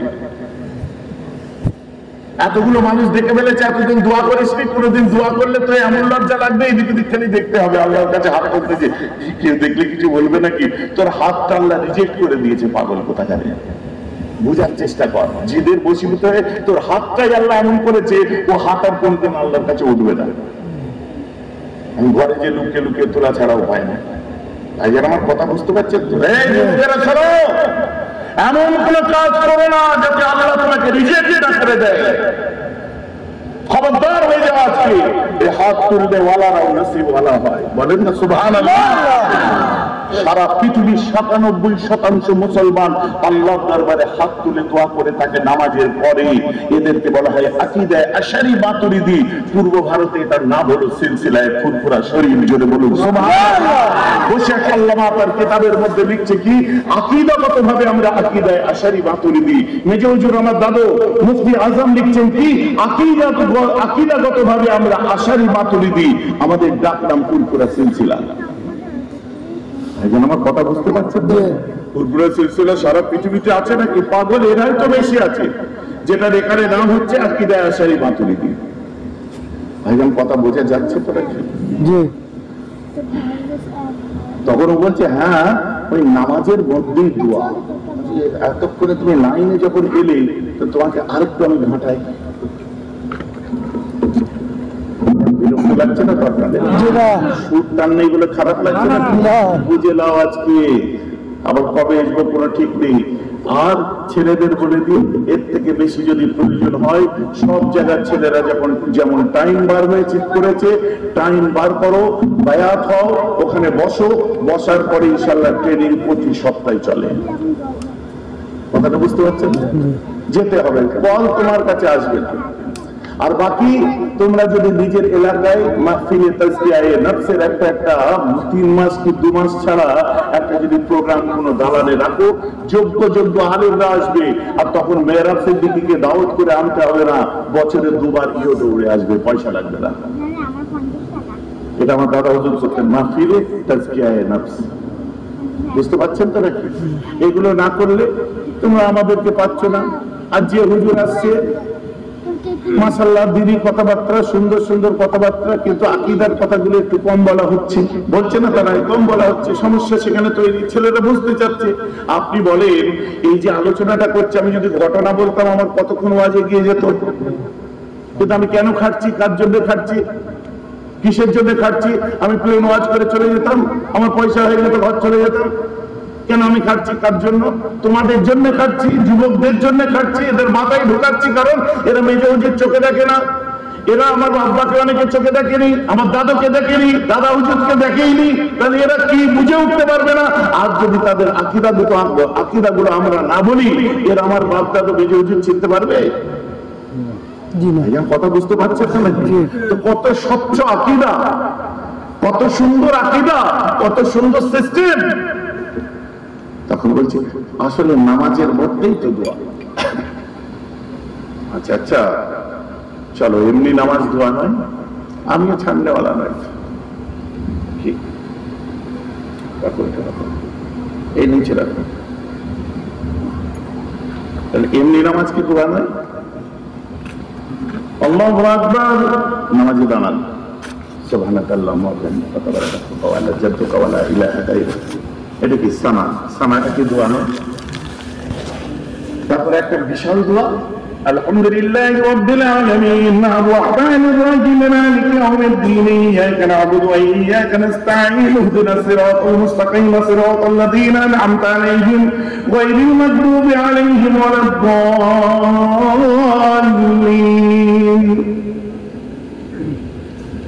আপনারা সব ঠোঁটটা লড়ে উঠলো কেন? কিছু বললেন না? আমি বলেছেন না, শুনতে পেলাম না। আস্তে করে বললেন? আস্তে করে কেন বলেন? জোর বলবে, জোর বলিস বলতে পারছেন কি একটু করে আস্তে করে। আমি কি হলো, আপনি কিছু বললেন নাকি? খারাপ হচ্ছে কিছু করে উঠলেন কেন? আমিন বললাম, মুখে শুনতে পেলাম না, বলছে আস্তেই বলতে হয়। আমি যা পাবো, এক কথা আমার সঙ্গে মিললো, এক করে একটা আমার সঙ্গে মিলেছে। তখন আমি মেপে দিলাম, আমি কি দেববন্ধের ছাত্র? আমি কি দেববন্ধের ছাত্র? বলে না, আমি মাধাবি, আজ সাহারানপুরের ছাত্র। ওই দেববন্ধী হলো একই। মসজিদে দেখলেন ইমাম সাহেব যখন বলে চাচা, সবাই চিৎকার, অনেকে চিৎকার করে ওঠে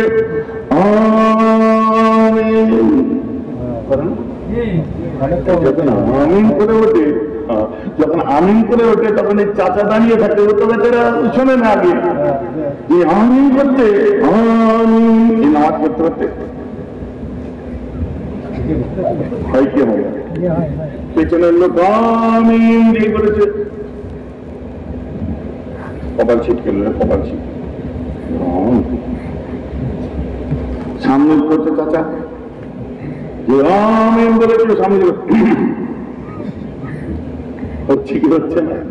তো তোরা এক আইনে কজনের, আমিনে কজনের নামাজ খেলি? বাবা তুই আমিন বল, আমি আপত্তি করছি না, দেশে গণতন্ত্র আছে, যেখানে বলা অভ্যেস তুই মাইক লেগে আমিন বল, কেউ বলতে আসবে না। বোধের মসজিদে ঝামেলা করেছি, কথাটা বুঝতে পারছেন? তুই লাভ করে যাবি, চালান লাগিয়ে যাবি, কাঁধে পা তুলে, গলায় গর্দানে গলায় পা তুলে দিয়ে চলে যা, কেউ বারণ করবে না। যেখানে হয় সেখানে যা।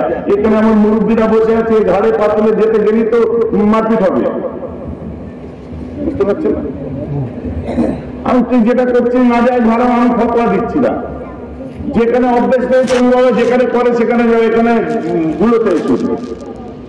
আপনার এলাকায় এসব নেই অবশ্য।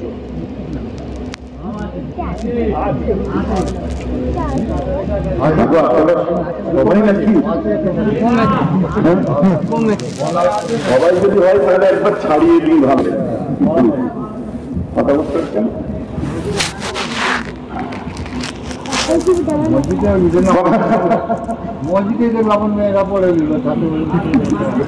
মেয়েরা না চাচি গেছিল, মেয়েরা চাচি গেছিল, চাচি না চাচি পাড়া নিয়ে গেছিল, পাঠাতে পারছিল।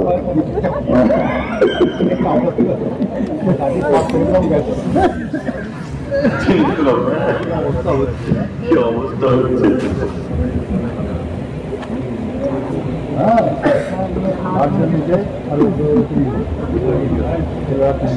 তাহলে মেয়েদের তলায় ছেলেরা পড়লো, আপনি বলুন। মেয়েরা ছাদে, তলায় ছেলেরা, ভালোই হচ্ছে তো। তাহলে ঈদ ভালোই কেটেছে বলেন না? হ্যাঁ হ্যাঁ, আমরাও চলে আসবো নাকি?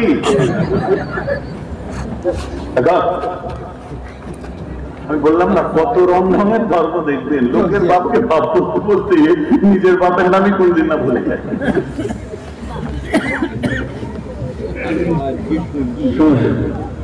চাচা ওটা আছে, চাচা বলছে আমি আজকে শুনলাম, আগে বলতে হয় চাচাও চলে যেত। যাকে আমার মুসলমান বোঝাবার জন্য বলছে, এগুলো শরীয়তের মধ্যে ইজাফা করা। আপনার মসজিদে যেন পারমিট করবেন না, যেন অনেক কাঠ খড় করি আপনার বাপ দাদু রক্ত ঘাম করে মসজিদ করেছেন।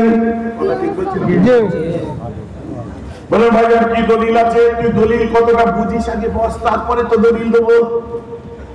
এতটুকু শুনে দেন, মেয়েদের প্রকাশ্য এইভাবে নামাজ পড়তে যাওয়া শরীয়ত অনুযায়ী বর্তমান সময় নয়, সেই সময় যা সেই জমানাতেই বারণ ছিল, আজও বারণ আছে, আগামীতেও বারণ থাকবে। মক্কা মদিনা ব্যতীত, যদি বলেন কেন মক্কা মদিনা ব্যতীত, ওখানে ফরজ কায়েম করতে অনেকে মক্কায় যায় এবং মসজিদুল নববীতে 50,000 ওয়াক্ত নামাজের সুখবর আছে, তাই মক্কা মদিনায় গিয়ে থাকে। সেই ফতোয়াটা একই রকম ভাবে সম্প্রচার করা, এটা অজ্ঞতা ছাড়া অন্য কিছু নয়। পৃথিবীর 3% আদার্সদের মধ্যে তারাই এই ফতোয়া মেনে চলে, 97% কোনদিন এটাকে অ্যাকসেপ্ট করেনি। ইমাম আযম আবু হানিফা অ্যাকসেপ্ট করেননি। কথা বুঝে গেছে না? জানি বুঝতে পারছেন না? এটা ফ্যাশন এসে গেছে। আল্লাহ রাসূলকে এসে জিজ্ঞাসা করা হলো, ইয়া রাসূলুল্লাহ, হুজুর ছেলেদের জন্য জুমা আছে, ছেলেদের জন্য ঈদ আছে, ছেলেদের জন্য কুরবানি আছে, হুজুর আমাদের জন্য কি এগুলো নেই? সৈয়াদে শুনালেন, আল্লাহ রাসূল বলেন, তোমাদের কিচ্ছু দরকার নেই, তোমাদের আমি 3টে আমল, কোন জায়গায় 4টে আমল বলে দিলেন। المرأة إذا صلت خمسها وصامت شهرها وأطاعت بالها وأحسنت فرجها فلتدخل الجنة يوم القيامة بأي أبواب شاءت رزقكم। 3টে যেখানে বলছেন الامرأة إذا صلت خمسها وصامت شهرها وأطاعت بالها فلتدخل الجنة يوم القيامة بأي أبواب تشاء। মেয়েদের জন্য কমপ্লিট, যে 5 ওয়াক্ত নামাজ পড়ো, রোজা রাখো, সংসারটা ঠিকমতো করো, আর ওয়াসানাত ফুরজাহা, নিজের সতীত্বকে রক্ষা করো, পর্দার সাথে থাকো, এই 4টি ইবাদত করো। আমি বিশ্বনবী বলছি, তোমাদের জুমা লাগবে না, ঈদ লাগবে না, কাল কিয়ামতের দিনে আল্লাহ তার জান্নাতের দরওয়াজাকে খুলে দেবেন, যে কোনো দরওয়াজা দিয়ে জান্নাতে ঢুকে যায়। এটা কি তো বলুন, আল্লাহ রাসূল বলছে কেটে দিতে বলুন না। আম্মা জান আয়েশা তো পড়েছেন, বুকা আম্মা জান আয়েশার ঘরটাই ছিল মসজিদুল নববীর ভিতরে। না মেন ব্যাপার হচ্ছে, যখন আমাদের এই জায়গায় আবার পতলা দেয়, যখন মেয়েদের শরীর খারাপ হবে তখন তো কাবা শরীফে যাওয়া চলে না, তখনও মসজিদে নামাজ পড়তে যাবে না, তো অসুবিধা নেই। এখন গরি আমি যদি প্রশ্ন করি, হযরতে আলীর জন্ম তো কাবার ভিতরে হয়েছে, তাহলে কি হবে তার মা? কথা বুঝতে পেরেছেন? গুলোনি ঘাটাওনি, যে গুলে খেয়ে ওই যে লস্যি বলছি না, লস্যি করে রেখে দিয়েছি। এসব লিখিত ফতোয়া নিয়ে নেবেন, লিখিত এইসব জিনিস ফতোয়া আমাদের কাছে চাইবেন, গভর্নমেন্ট স্ট্যাম্প দ্বারা আপনাদের কাছে প্রোভাইড করা হবে। এইসব জিনিসগুলোর জন্যই তো এইসব জ্বালা বেড়েছে। এইসব মানুষগুলোই তো এই আজবাদ কাল এই করতে হবে, ওই করতে হবে, জিহাদ করতে হবে, অমুক করতে হবে, তমুক করতে হবে, এইসব করছে না। কোন দল নিয়ে দেখেন তো যে কোথায় ঠেকছে এরা, এদের পূর্বজরা কোথায় যে ঠেকছে দেখুন। এরা আব্বাসী পিরিয়ডের মধ্যে এসব ছিল না, এগুলো উমাইয়া পিরিয়ড। এদের কাছে এজিদ হচ্ছে বড় মাথায় তুলে রাখা মানুষ, এরা এজিদকে রাদিয়াল্লাহু আনহু বলে। কথা বুঝতে পারছেন না? নাসিরউদ্দিন আলমানিকে রহমাতুল্লাহ আলাইহি বলে। এইসব ভেতরে আপনারা ঢোকেননি, বুঝলেন তো? ঢুকলে বুঝতে পারবেন, এরা হচ্ছে এজিদপন্থী।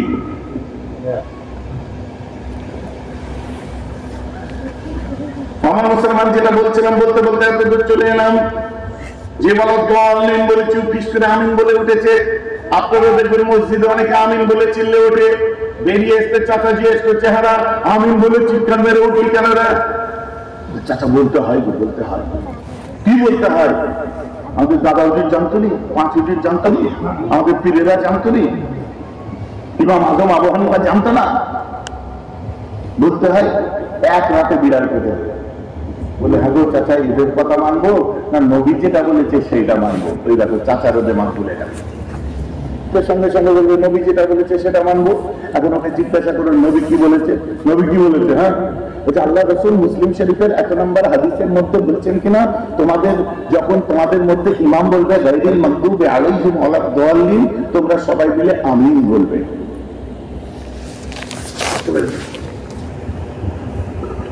চাচা বলছে ঠিক আছে, যা, সব জানতে হয়ে গেছে। চাচা দুদিন পরে এসে বলছে, ও পাশের বুড়োটা বেরিয়ে চলেছে, হ্যাঁ ভাই তুমি আবার আমিন ধরে গেলে কেন? নবী সাহেব বলতে বলেছে, নবজি বলতে বলেছে, জানো? তাই তো বললাম, হাদিসে লেখা আছে গোপন, আমরা সেটাও বললো। চাচা তোমাকে বুঝিয়ে দিল, আমাকে বোঝাতে পারবে না। আমি ওই হাদিসটা পড়েছি, মুসলিম শরীফে ঠিক কথা বলেছে, নবী বলেছেন। কোথায়? হাদিসটার মধ্যে দুটো হুকুম দিয়েছে আল্লাহ রাসূল। أن النبي عليه الصلاة والسلام قال إذا قال الإمام سمع الله لمن حمده فقولوا ربنا لك الحمد. إذا قال الإمام غير المغضوب عليهم ولا الضالين فقولوا آمين. رواه مسلم. সহিহ মুসলিমের হাদিস। এদের দুটো হুকুম এসেছে, ছেলেটি ঠিকই বলেছে চাচাকে, কিন্তু এদের অভ্যেস হচ্ছে আর্ধেক বলা। এই যেমন আল্লাহ বলে, নবীজি শেষ হাদিসে বলে গেলেন, হুজ্জাতুল বিদার সময় তোমাদের জন্য দুটো জিনিস রেখে গেলাম, কি? আল্লাহর কোরআন আর আমার সুন্নাহ বা হাদিস। কিন্তু আল খুলাফায়ে রাশিদিন ওয়াল মাহদিয়িন এগুলো কিছু বললো না। খুলাফায়ে রাশিদিনদের কথা নবী বলেছেন, বাদ আল মাহদিয়িন বললো না। কোরআনের আয়াত বাল করলো, কুল আতিউল্লাহ, আল্লাহকে মানো, আতিউর রাসূলা, ব্যাস ওই আয়াতটা বলে ছেড়ে দিল। কিন্তু আরেকটা আয়াতে আছে, কুল আতিউল্লাহ ওয়া আতিউর রাসূলা ওয়া উলিল আমরি মিনকুম, আল্লাহর পরে রাসূল, তারপর উলিল আমর, আর তোমার শায়েখ মাশায়েখ আল্লাহ ওয়ালা যারা আলিম তাদেরকে মেনে চলো। এটা অর্ধেক বলছে, অর্ধেক ছেড়ে দিচ্ছে। শোনো, হাদিসটার মধ্যে বলা হচ্ছে, আল্লাহ রাসূল বলছেন তোমাদের মধ্যে ইমাম যখন বলবে সামি আল্লাহু লিমান হামিদা ফাকুলু রব্বানা লাকাল হামদ, তোমরা সব রব্বানা লাকাল হামদ বলবে। আমরা বলি, আর ইযা ক্বালা আল ইমামু ইযা ক্বালা আল ইমামু গায়রিল মাগদুবি আলাইহিম ওয়ালাদ দাল্লিন, যখন ইমাম বলবে ওয়ালাদ দাল্লিন ফাকুলু আমিন, তোমরা সবাই তখন আমিন বলবে। আমরাও বলি। এখন এখানে জোরে বলবো না আস্তে বলবো, প্রশ্ন একটা, নবী জোরেও বলতে বলেননি, আস্তেও বলতে বলেননি, ঠিক আছে? দ্বিতীয় নম্বর প্রশ্ন এখানে কি আসছে, যে ওখানে সামি আল্লাহু লিমান হামিদার পর রব্বানা লাকাল হামদ, ওই হাদিসের মধ্যেই নবী বলতে বলেছে। এখন রব্বানা লাকাল হামদ কি কেউ চিল্লে বলে? যদি ওটা চিল্লে না বলে তো আমিন চিল্লে কেন বলছো? তাহলে দুটোই চিল্লে বলো, তাহলে দুটোই আসতে বলো, একটা জোরে একটা আসতে কেন? রব্বানা লাকাল হামদের বেলায় আসতে কেন? কারণ একই হাদিসে নবী দুটো হুকুম করেছেন। এখন আমার কথা বুঝতে পারছেন? এই সব গলিগুলো আপনারা ধরতে পারবেন না। পাবলিককে গুলিয়ে দিচ্ছে, বুঝিয়ে দিচ্ছে, মোবাইল দিচ্ছে, ট্যাব দিচ্ছে, পয়সা দিচ্ছে, কিচ্ছু নয়। এদের সব লিস্ট করা থাকে শেখদের কাছে, সেখানে যে প্রতি বছরে অমুক জায়গায় অমুক মসজিদ, অমুক জায়গায় অমুক কে সব মাল আসে বিদেশ থেকে। কথা বুঝতে পারছেন না? সুদের টাকায় মসজিদ করা চলবে, ফতোয়াও এসেছে। এখন ধনী লোকরা কেন ভিড়ছে বলুন তো? যদি মসজিদ করা যায় তো খেলে কি দোষ?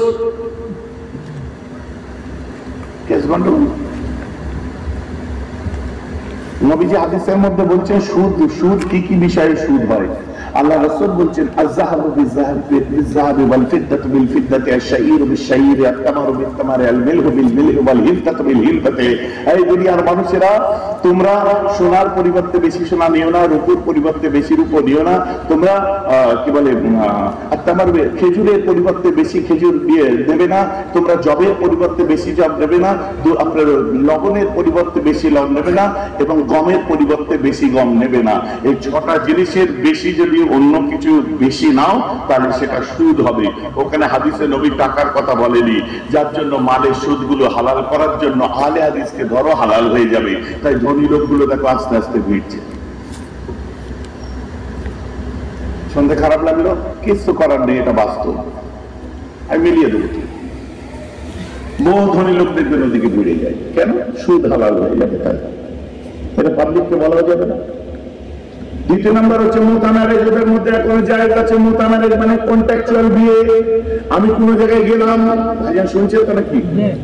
হাদিস বাকি আছে, যদি কোন জায়গায় যাও, যে কোনো মেয়ে পছন্দ হলে তুমি সেখানে 1 সপ্তাহ কি 10 দিন থাকবে, ওই 10 দিনের জন্য তার কাছে দেড়মোহর আদায় করিয়ে দাও, যে 10 দিন তুমি আমার বউ থাকবে, এর জন্য আমাকে কি দিতে হবে বলো? মেয়েটা বললো 50,000 দিতে হবে। এটা জায়েজ আছে ওদের কাছে, কিন্তু আমাদের কাছে মুতামারিজ আল্লাহ রাসূল তারপরে যখন বলে দিয়েছেন, ইমামে আজম আবু হানিফার মতে, হানাফি মতে বউ থাকতে একটা মুতামারিজ করা মনসুখ হয়েছে, রহিত হয়ে গেছে। বুঝতে পারছেন? ওদের কাছে জায়েজ আছে। এখন ঘরে বউ একঘেয়ে হয়ে গেছে, কি করবে? 20-50 হাজার খরচা করে 1 সপ্তাহ বাইরে কাজের জন্য যাচ্ছি, একটা কন্ট্যাক্ট করে দিয়ে দিচ্ছি, বেশ ফুর্তির সাথে কেটে যাচ্ছে, বাবা যায় যাচ্ছে তো চালাই না। ভাইজান কথা বুঝতে পারছেন? কি ভেতরে যত ঢুকবেন তত বেরোতে থাকবে, সব বনাশ হয়ে যাবে। বিরক্ত লাগছে আপনাদের? হ্যাঁ, বিরক্ত লাগছে? আমরা কেন আজকে আমি বলি একটু শোনার দরকার আছে না? হ্যাঁ, তাহলে আপনার সামনে আমি একটু খুলে দিই। যদি হালাল পয়সায় পড়াশোনা করে থাকো, আমার এই হাদিস, আমি যে হাদিসটা বলছি সহিহুল বুখারী থেকে বলছি, কেটে দিও। কত নম্বর হাদিসে আছে বলুন? অর্থ সোজা নয়, তুমি কত নম্বর পর্যন্ত জানো আগে পরীক্ষা দাও আমার কাছে, তারপর নাম্বার শুনবে। বুঝতে পারছেন না? কত নম্বর হাদিসে বলো, তুই কত নম্বর পর্যন্ত বুঝিস আগে দেখা। একটা মজার ঘটনা শুনবেন? হ্যাঁ কি না শুনবেন তো? আমার ঘরে হট করে একজন লোক ঢুকে গেছে, বুঝলেন? জরির লাইন বাউরিয়ার এই সাইডে বাড়ি। আসসালামু আলাইকুম মহাশয়, ভালো আছেন? ওয়ালাইকুম আসসালাম, ভালো আছে। আপনার কাছে আমার একটা প্রশ্ন ছিল। আমি তো পাঁচকে মাথা ফোন করে দিচ্ছি। প্রশ্ন কি? প্রশ্ন ভাই বলছে, আপনাদের হানাফিদের মেয়েরা কি করেছে? হানাফিদের মেয়েরা দেখে না, হানাফিদের মায়েরা কি হয়েছে? হানাফিদের না, হানাফিদের বোনেরা কেন হানাফিদের মা বোন করছে? কি হয়েছে বলতো? ওই না, হানাফিদের মেয়েরা যখন নামাজে দাঁড়ায় তখন আল্লাহু আকবার বলে দুটো হাতকে স্তনের উপরে বাঁধে। এটা কত নাম্বার হাদিসে আছে? সহিহ বুখারী। আমি তো পাগল হয়ে যাওয়ার কাজ, তার মডেল দেখে দেখছি যে তো কোথাও সহিহ বুখারী ঠেকেই না। আচ্ছা, ও তাই নাকি? আচ্ছা, একটা হাদিসের কিতাব থেকে বলবো, বলে কি যে আল জামিউল মুসনাদুস সাইয়ুল মুখতাসার মিন উমুরি রাসূলুল্লাহ সাল্লাল্লাহু তাআলা আলাইহি ওয়া সাল্লাম ওয়া সুনানিহি ওয়া আইয়ামিহি। এই কিতাব থেকে বলি। এই কিতাবটার নাম শুনেছেন? কেউ শুনেছেন? না, কেউ শোনেননি না? ও বলছে সহিহ বুখারীতে নেই, ওটাই তো মোতাবার। বাবাই মোতাবারও শিখেছে। আমি যে আক্কেলের দুশ্মন, সহিহ বুখারীর আসল নাম হচ্ছে এইটা যেটা বললাম, এই এত লম্বা, তোর ইয়াদ করতে 13 মাস টাইম লাগবে।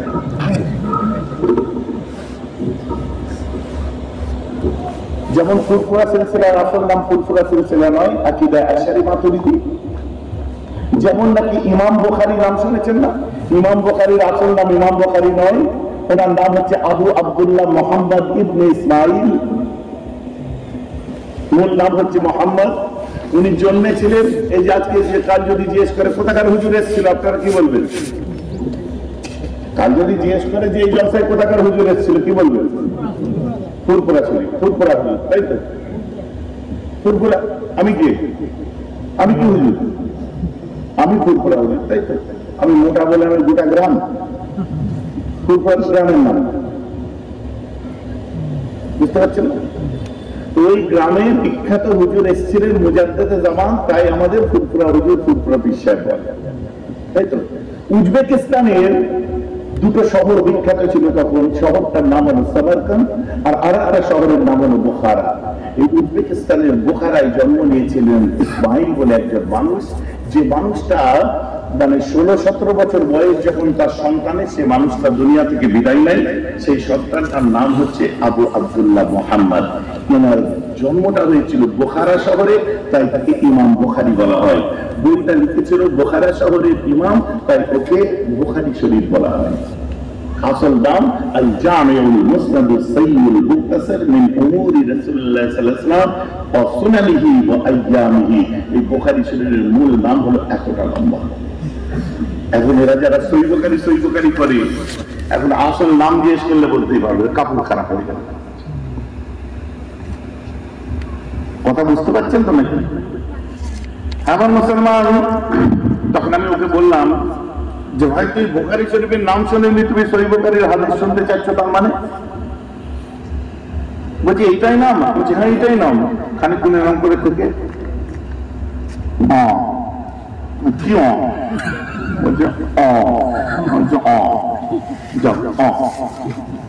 কথা বুঝতে নাম পর্যন্ত শোনেন বুখারী শরীফের, আফসোস, দুঃখ। আর বুখারী শরীফ কিতাবটা কোন ক্লাসে পড়ানো হয়? যারা মাস্টার ডিগ্রি করে। আমাদের শেষ কিতাব যেটা এত বছর পড়লাম, 13 বছর মাদ্রাসায় পড়ার পর শেষ ক্লাসে যে কিতাবটা পড়ানো হয় ওটার নাম হলো সহিহুল বুখারী, বা অত লম্বা যে নামটা বললাম শেষ ক্লাসে। এমনকি আহলে হাদিসদের মাদ্রাসা জামিয়া সালাফিয়া বেনারস, ওর সামনে আমি প্রোগ্রাম করে এসেছি, ওখানে ওদের মাদ্রাসাতেও শেষ ক্লাসে, সর্বোচ্চ ক্লাসে যে কিতাবটা পড়ানো হয় সেটার নাম বুখারী শরীফ। দেওবন্দের সর্বোচ্চ ক্লাসে যে কিতাবটা পড়ানো হয় তার নাম বুখারী শরীফ। ফুরফুরায় সর্বোচ্চ ক্লাসে, উলুবেড়িয়ায় সর্বোচ্চ ক্লাসে যে কিতাবটা পড়ানো হয় ওটার নাম হলো বুখারী শরীফ। আমরা পড়াবার বেলায় পড়াচ্ছি সর্বোচ্চ ক্লাসে। বইটা ছুটে গেলে আমায় 12 বছর ধরে পড়া প্র্যাকটিস করতে হচ্ছে, কারণ আমাদের লক্ষ্য বুখারী পড়বো, তাই তো? আর সেই বুখারী শরীফ আজকে পানালার হাতে, চাওয়ালার হাতে, উস্তাগারের হাতে, কারিগরের হাতে। কি কথা ঠিক বলছি না ভুল বলছি? এটা কি হচ্ছে? ফিতনার দ্বার উন্মোচন করা হচ্ছে, অন্য কিছু নয়। এটা তো ফিতনা গ্রামের নামে লেগে যাচ্ছে। বলছো না, আমি বলি যতদূর তোমার আক্কেল আছে অত দূরই তুমি কাজ করো, ওর থেকে বেশি করার দরকার নেই। তোমার দায়িত্ব তুমি ভালো করে কাপড় ঠিক করো, তোমার জরির কাজ করো, তুমি বড় উস্তাগার হও, তুমি বড় কারিগর হও, তুমি মানিশ মানবটার বাপ হয়ে যাও। কথা বুঝতে পারছো না? মানিশ মানবটার নাম শুনেছেন তো নাকি? ফ্যাশন ডিজাইনার হো, ওদের বাপ হয়ে যাও তুমি। আমি দোয়া করি তামাম দুনিয়ায় তোমার নাম ছড়িয়ে যাক। কামারের কাজ কুমোরে করে, আর ধরতে না পারলে পুড়ে মরে। মোটটা তুমি করলে হবে, মোটটা মোটেই করতে দাও, তোমার টান করতে যাব না। হাতে ছুঁচ ফুটে বাপের নাম ভুলে যাবে। এই কম্পিউটার মেশিন বার হয়েছে, দেখেননি আপনারা? করে চলে, হঠাৎ তার উপর শুয়ে পড়বো। শুয়ে পড়লি কেন? বলে ওই দেখো লাল বাতি জ্বলে গেছে। আর কি মানে মেশিন বন্ধ হয়ে গেছে, মানে সুতো কেটে গেছে। আমি বুঝতে পারবো শুয়ে শুয়ে কাজ করছে। যে জেলাইনের কারিগর আমাদের হুগলি জেলায়, সোনার কারবার, ঘরে ঘরে সোনার কারবার। তো আমাকে এক সময় বলেছিল, হুজুর আপনাদের তো ফুক মারা পয়সা। আমি পাগল, আমার ফুক মারা পয়সা, তোর কি মারা পয়সা? গরিবদের দেখবেন যারা কাজ করে সোনার স্বর্ণকার, তারা এই গালে পাইপ ধরে এরকম তৈরি করে না। আচ্ছা, আমার ফুক মারা পয়সা হলে তোরও তো ফুক মারা পয়সা। আর দাদা হুজুর জন্মেছিলেন হুগলি জেলায়, আর হুগলি জেলার কারবারটা দেখ, মেন ব্যবসাটাই হচ্ছে সোনার। দেখ দাদা হুজুর এমন ফুক দিলেন, তোদের কারবার তোদের ইকোনমিটা ফুক মারায় মেনটেন করছে। এখন তো হুজুর গ্যাসের সিলিন্ডার এসে গেছে, আমি আমাদেরও কাঁচের বোতল নেই, মিনারেল ওয়াটার এসে গেছে। আমার কথা বুঝতে পারছেন? মাঝে বুকে লাগবেই তো, কেন সব দ্বন্দ্ব থাকবে? চলে সেটা বলছিলাম। النبي عليه الصلاة والسلام قال الصحيح البخاري। ও একটা জিনিস একটু ভেঙে দিই, আমাদের মেয়েরা বুকে কেন হাত বাঁধে? হ্যাঁ, ভেঙে দিই, পরিষ্কার হবে। আমাদের মেয়েরা বুকে হাত বাঁধে। প্রথমে আমি কি বললাম? হাত বাঁধা নামাজের ফরজ, অজেবের মধ্যে কিচ্ছু নয়, কিন্তু পর্দা কি সতর ঢাকা দেওয়া হচ্ছে ফরজ। তো আমাদের মা বোনেরা নিজের শরীরটা যতটা পারে নিজেরা ঢেকে ঢুকে বলে, মানে নামাজ পড়ে। এটা হচ্ছে শরীয়তের, ওরা পর্দার ফরজটা আদায় করে। ওরা হাত যেখানেই বাঁধে ওখানে কোনো শারীরিক সমস্যা নেই, যেহেতু ওয়াজিব নয়, ফরজ নয়। ঠিক আছে? আমাদের মেয়েরা যখন বসে দেখবে দুটো পায়ে এরকম করে বসে, ছেলেরা ওইভাবে বসতে পারবে না জড়সড় হয়ে। কেন? ছেলেরা যদি ওই মেয়েদের মতো করে বসে, এমন একটা জায়গায় আঘাত লেগে যেতে পারবে, না হাসতে পারবে না কাঁদতে পারবে। বুঝে গেছেন? যার জন্য আমরা পা তুলে বসি।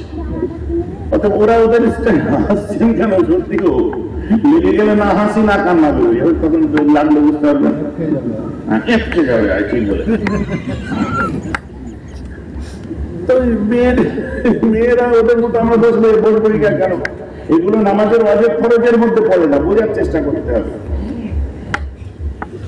النبي عليه الصلاة والسلام قال الصحيح البخاري attention please النبي عليه الصلاة والسلام قال إذا قال الإمام غير المغضوب عليهم ولا الضالين فقولوا آمين من وافق تأمينه تأمين الملائكة قد غفر له ما تقدم من ذنبه رواه البخاري الله رسول বলেন যখন তোমাদের মধ্যে ইমাম غير المغضوب عليهم আলাইহিম ওয়ালাদ-দাল্লিন বলবে, ফাকুলু আমিন, তোমরা সবাই আমিন বলবে।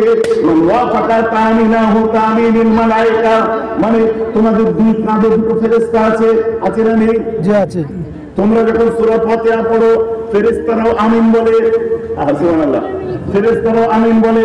আল্লাহ রাসূল বলেছেন মান ওয়াফাকা তামিনাহু তামিনুল মালায়েকাতে, যখন তোমাদের আমিন বলাটা ওই ফেরেশতাদের মতো হবে, ফেরেশতাদের আওয়াজ শোনা যায়, তার মানে ফেরেশতাদের মতো হবে, মানে আমিনের আওয়াজটা যেন শোনা না যায়, ওই ফেরেশতাদের মতো আমিন বলবে। আল্লাহ তাআলা তোমার আগেকার গুনাহগুলোকে মাফ করে দেবে।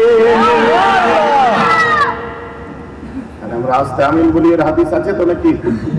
সহিহ হাদিস আছে না? আল্লাহর রাসূল, আপনি কি ওয়াইল ইবনে হুজুরের হাদিসটা পড়েননি? আমি পড়েছি।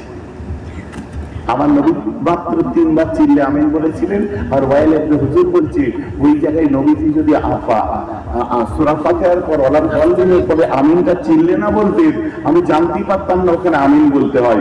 ওটা ওনাকে শিখাবার জন্য বলেছিলেন। কথাটা বুঝতে পারছেন? আজকে আর আমার ওয়াজ করা হলো না, এই মাসলা মাসাইল আকীদা নিয়ে অনেকটা সময় কেটে গেল, কিন্তু আপনাদের উপকার হলো কি হলো না? এর উপর মজবুত থাকতে হবে কি হবে না? কথা বুঝতে পারছেন না? এবার আসুন ফতোয়ায়ে দারুল উলুম দেওবন্দ, যারা দেওবন্দি তাবলীগ করে শুনে নাও, তোমাদের হুজুররা ফতোয়ায়ে দারুল উলুম দেওবন্দ কিতাবের নাম নোট করো, ফতোয়ায়ে মাহমুদিয়া নোট করো, যে কিতাবের মধ্যে বেজে হুজুরের ফতোয়ার দলিল দেওয়া আছে। সুবহানাল্লাহ বলেন। দেওবন্দের কিতাবে, বেজে হুজুরের কিতাবে তাহকিকুল মাসাইলের হাওয়ালা পর্যন্ত তারা দিয়েছে। এত বড় আলেম ছিলেন আপনাদের পীর মুর্শিদরা।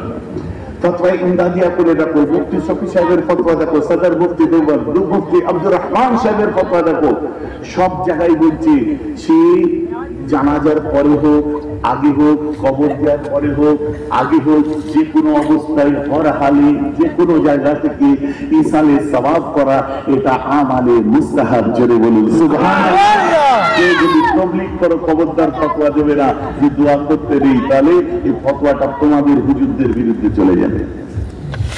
আমাদের একার কথাটা বোঝা যাচ্ছে তো নাকি? মজবুত জায়গাতেই আমরা আছি, আর এই যে মজবুতি করে দিয়ে গেলাম, এই জায়গা থেকে নড়চড় করবে না। যদি পুরো জায়গায় কিছু আটকায়, আপনাদের মেয়েরা ভাইজান আপনাদের জন্য আছে, বুঝলেন? পীরের ছেলে একটা পরিচয় আমার আছে, কিন্তু আমার এই দিকের স্টাডিটাও আলম সমাজের মধ্যে ওয়ার্ল্ডের বিভিন্ন লাইব্রেরিতে এই চর্চাটাও আল্লাহর শুকর আছে।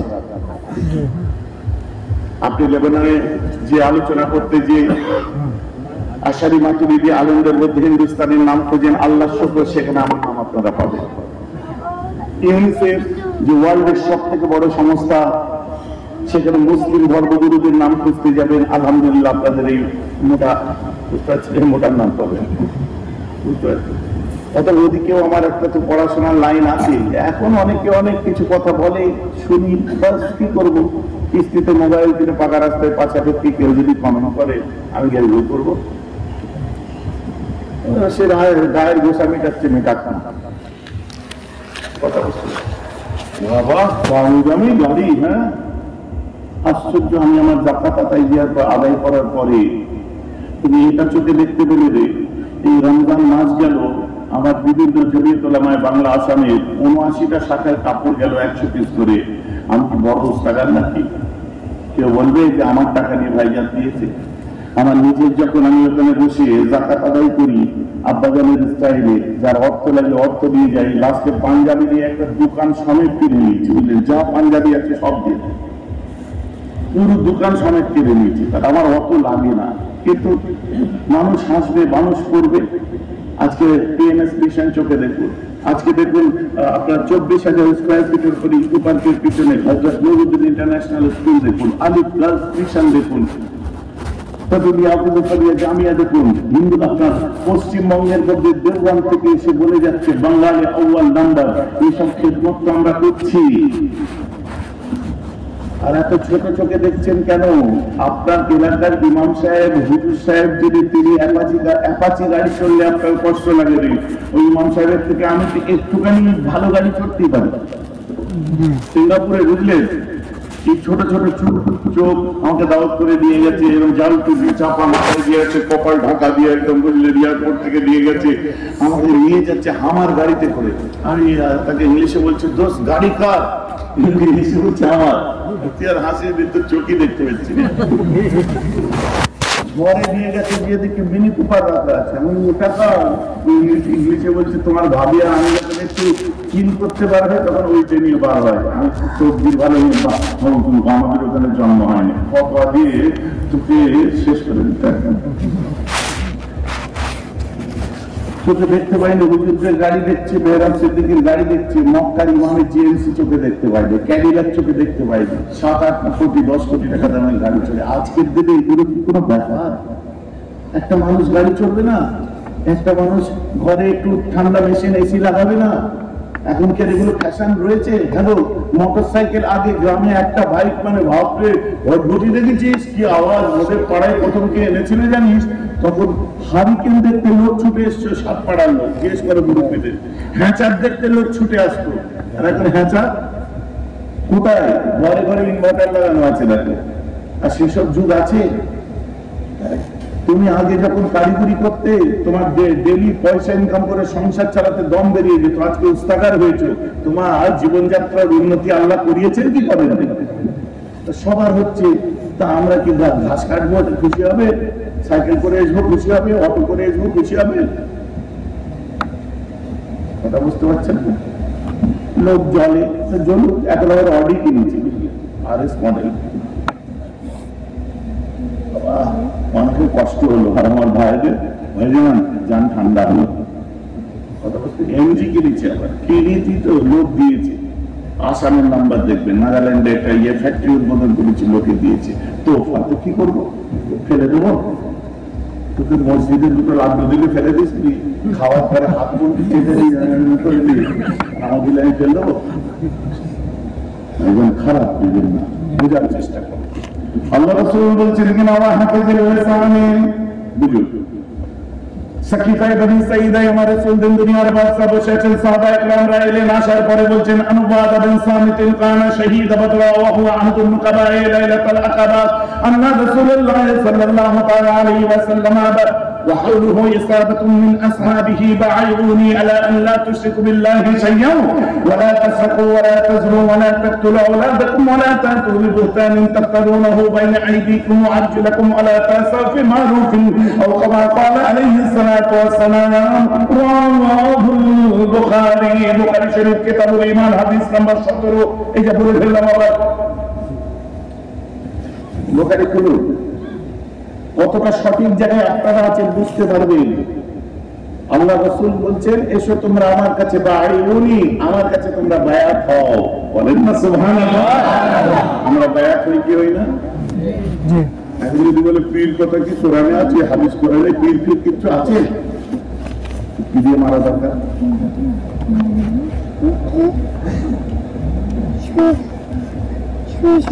না, পীর কথা কোরআনে আছে দেখিয়ে দিকে আমি 1 লক্ষ টাকা দেবো।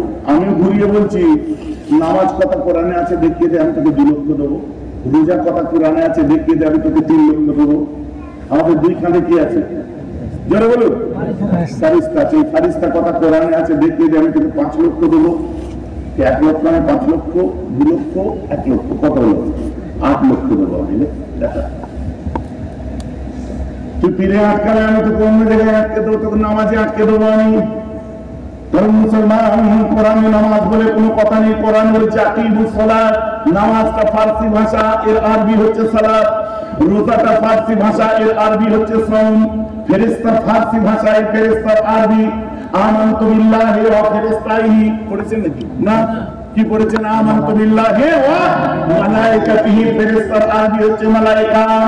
তখন পীরের আরবিটা শুনে নিন, কোরআন পাঠ করুন। মাইয়াহদিহিল্লাহু ফাহুয়াল মুহতাদ ওয়া মাইয়ুদ্লিল ফালান তাজিদ লাহু ওয়ালিয়্যান মুরশিদা। আল্লাহ তাআলা বলেন আমি যাদের হিদায়াত দেওয়ার ইচ্ছা প্রকাশ করি তারা হিদায়াত প্রাপ্ত। অমাইয়ুদ্লিল, যাদের গুমরাহ করব মনে করি, যাদেরকে হিদায়াত দেব না মনে করি, ও যতই নামাজ পড়ে রোজা রাখুক না কেন আমি আল্লাহ তাকে হিদায়াত দেব না। তাই ফালান তাজিদ লাহু ওয়ালিয়্যান মুরশিদা, ওরা কখনো নিজেদের ওলি বা মুর্শিদ চোখের সামনে থাকলেও খুঁজে পাবে না। আল্লাহ বা অলি দান করবে।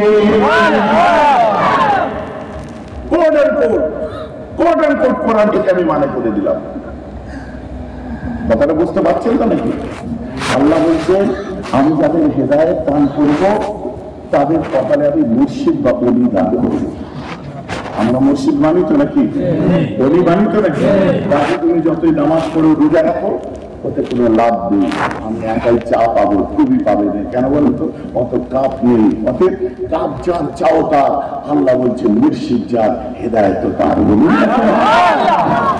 বুঝতে পারছেন? আলহামদুলিল্লাহ সঠিক পথেই আছি। আল্লাহ রাসূল বলছেন বায়ুনি, তোমরা আমার হাতে পায়ে আছো। আল্লাহ তুশরিকু বিল্লাহি শাইআ, আল্লাহর সাথে কারো বাবু আর দেরি করা যাবে না।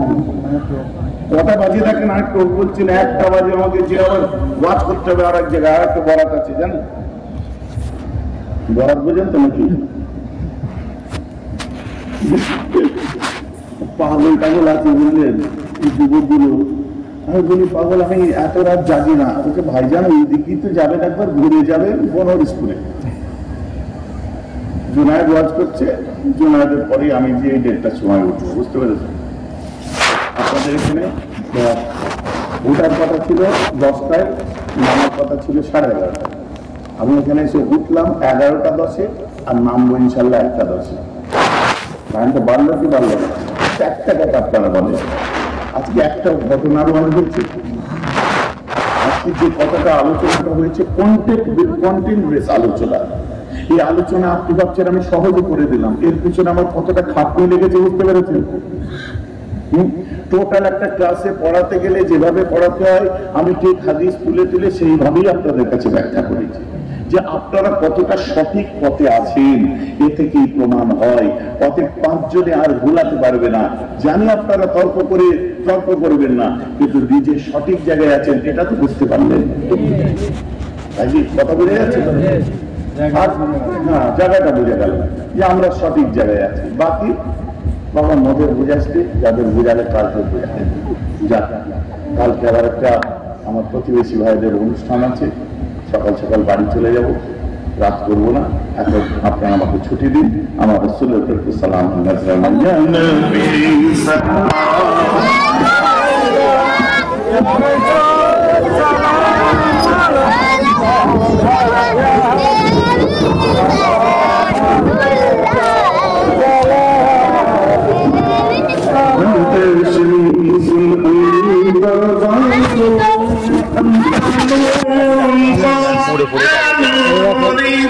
أنت كثير وقالي أنت مصباح الصدور يا نبي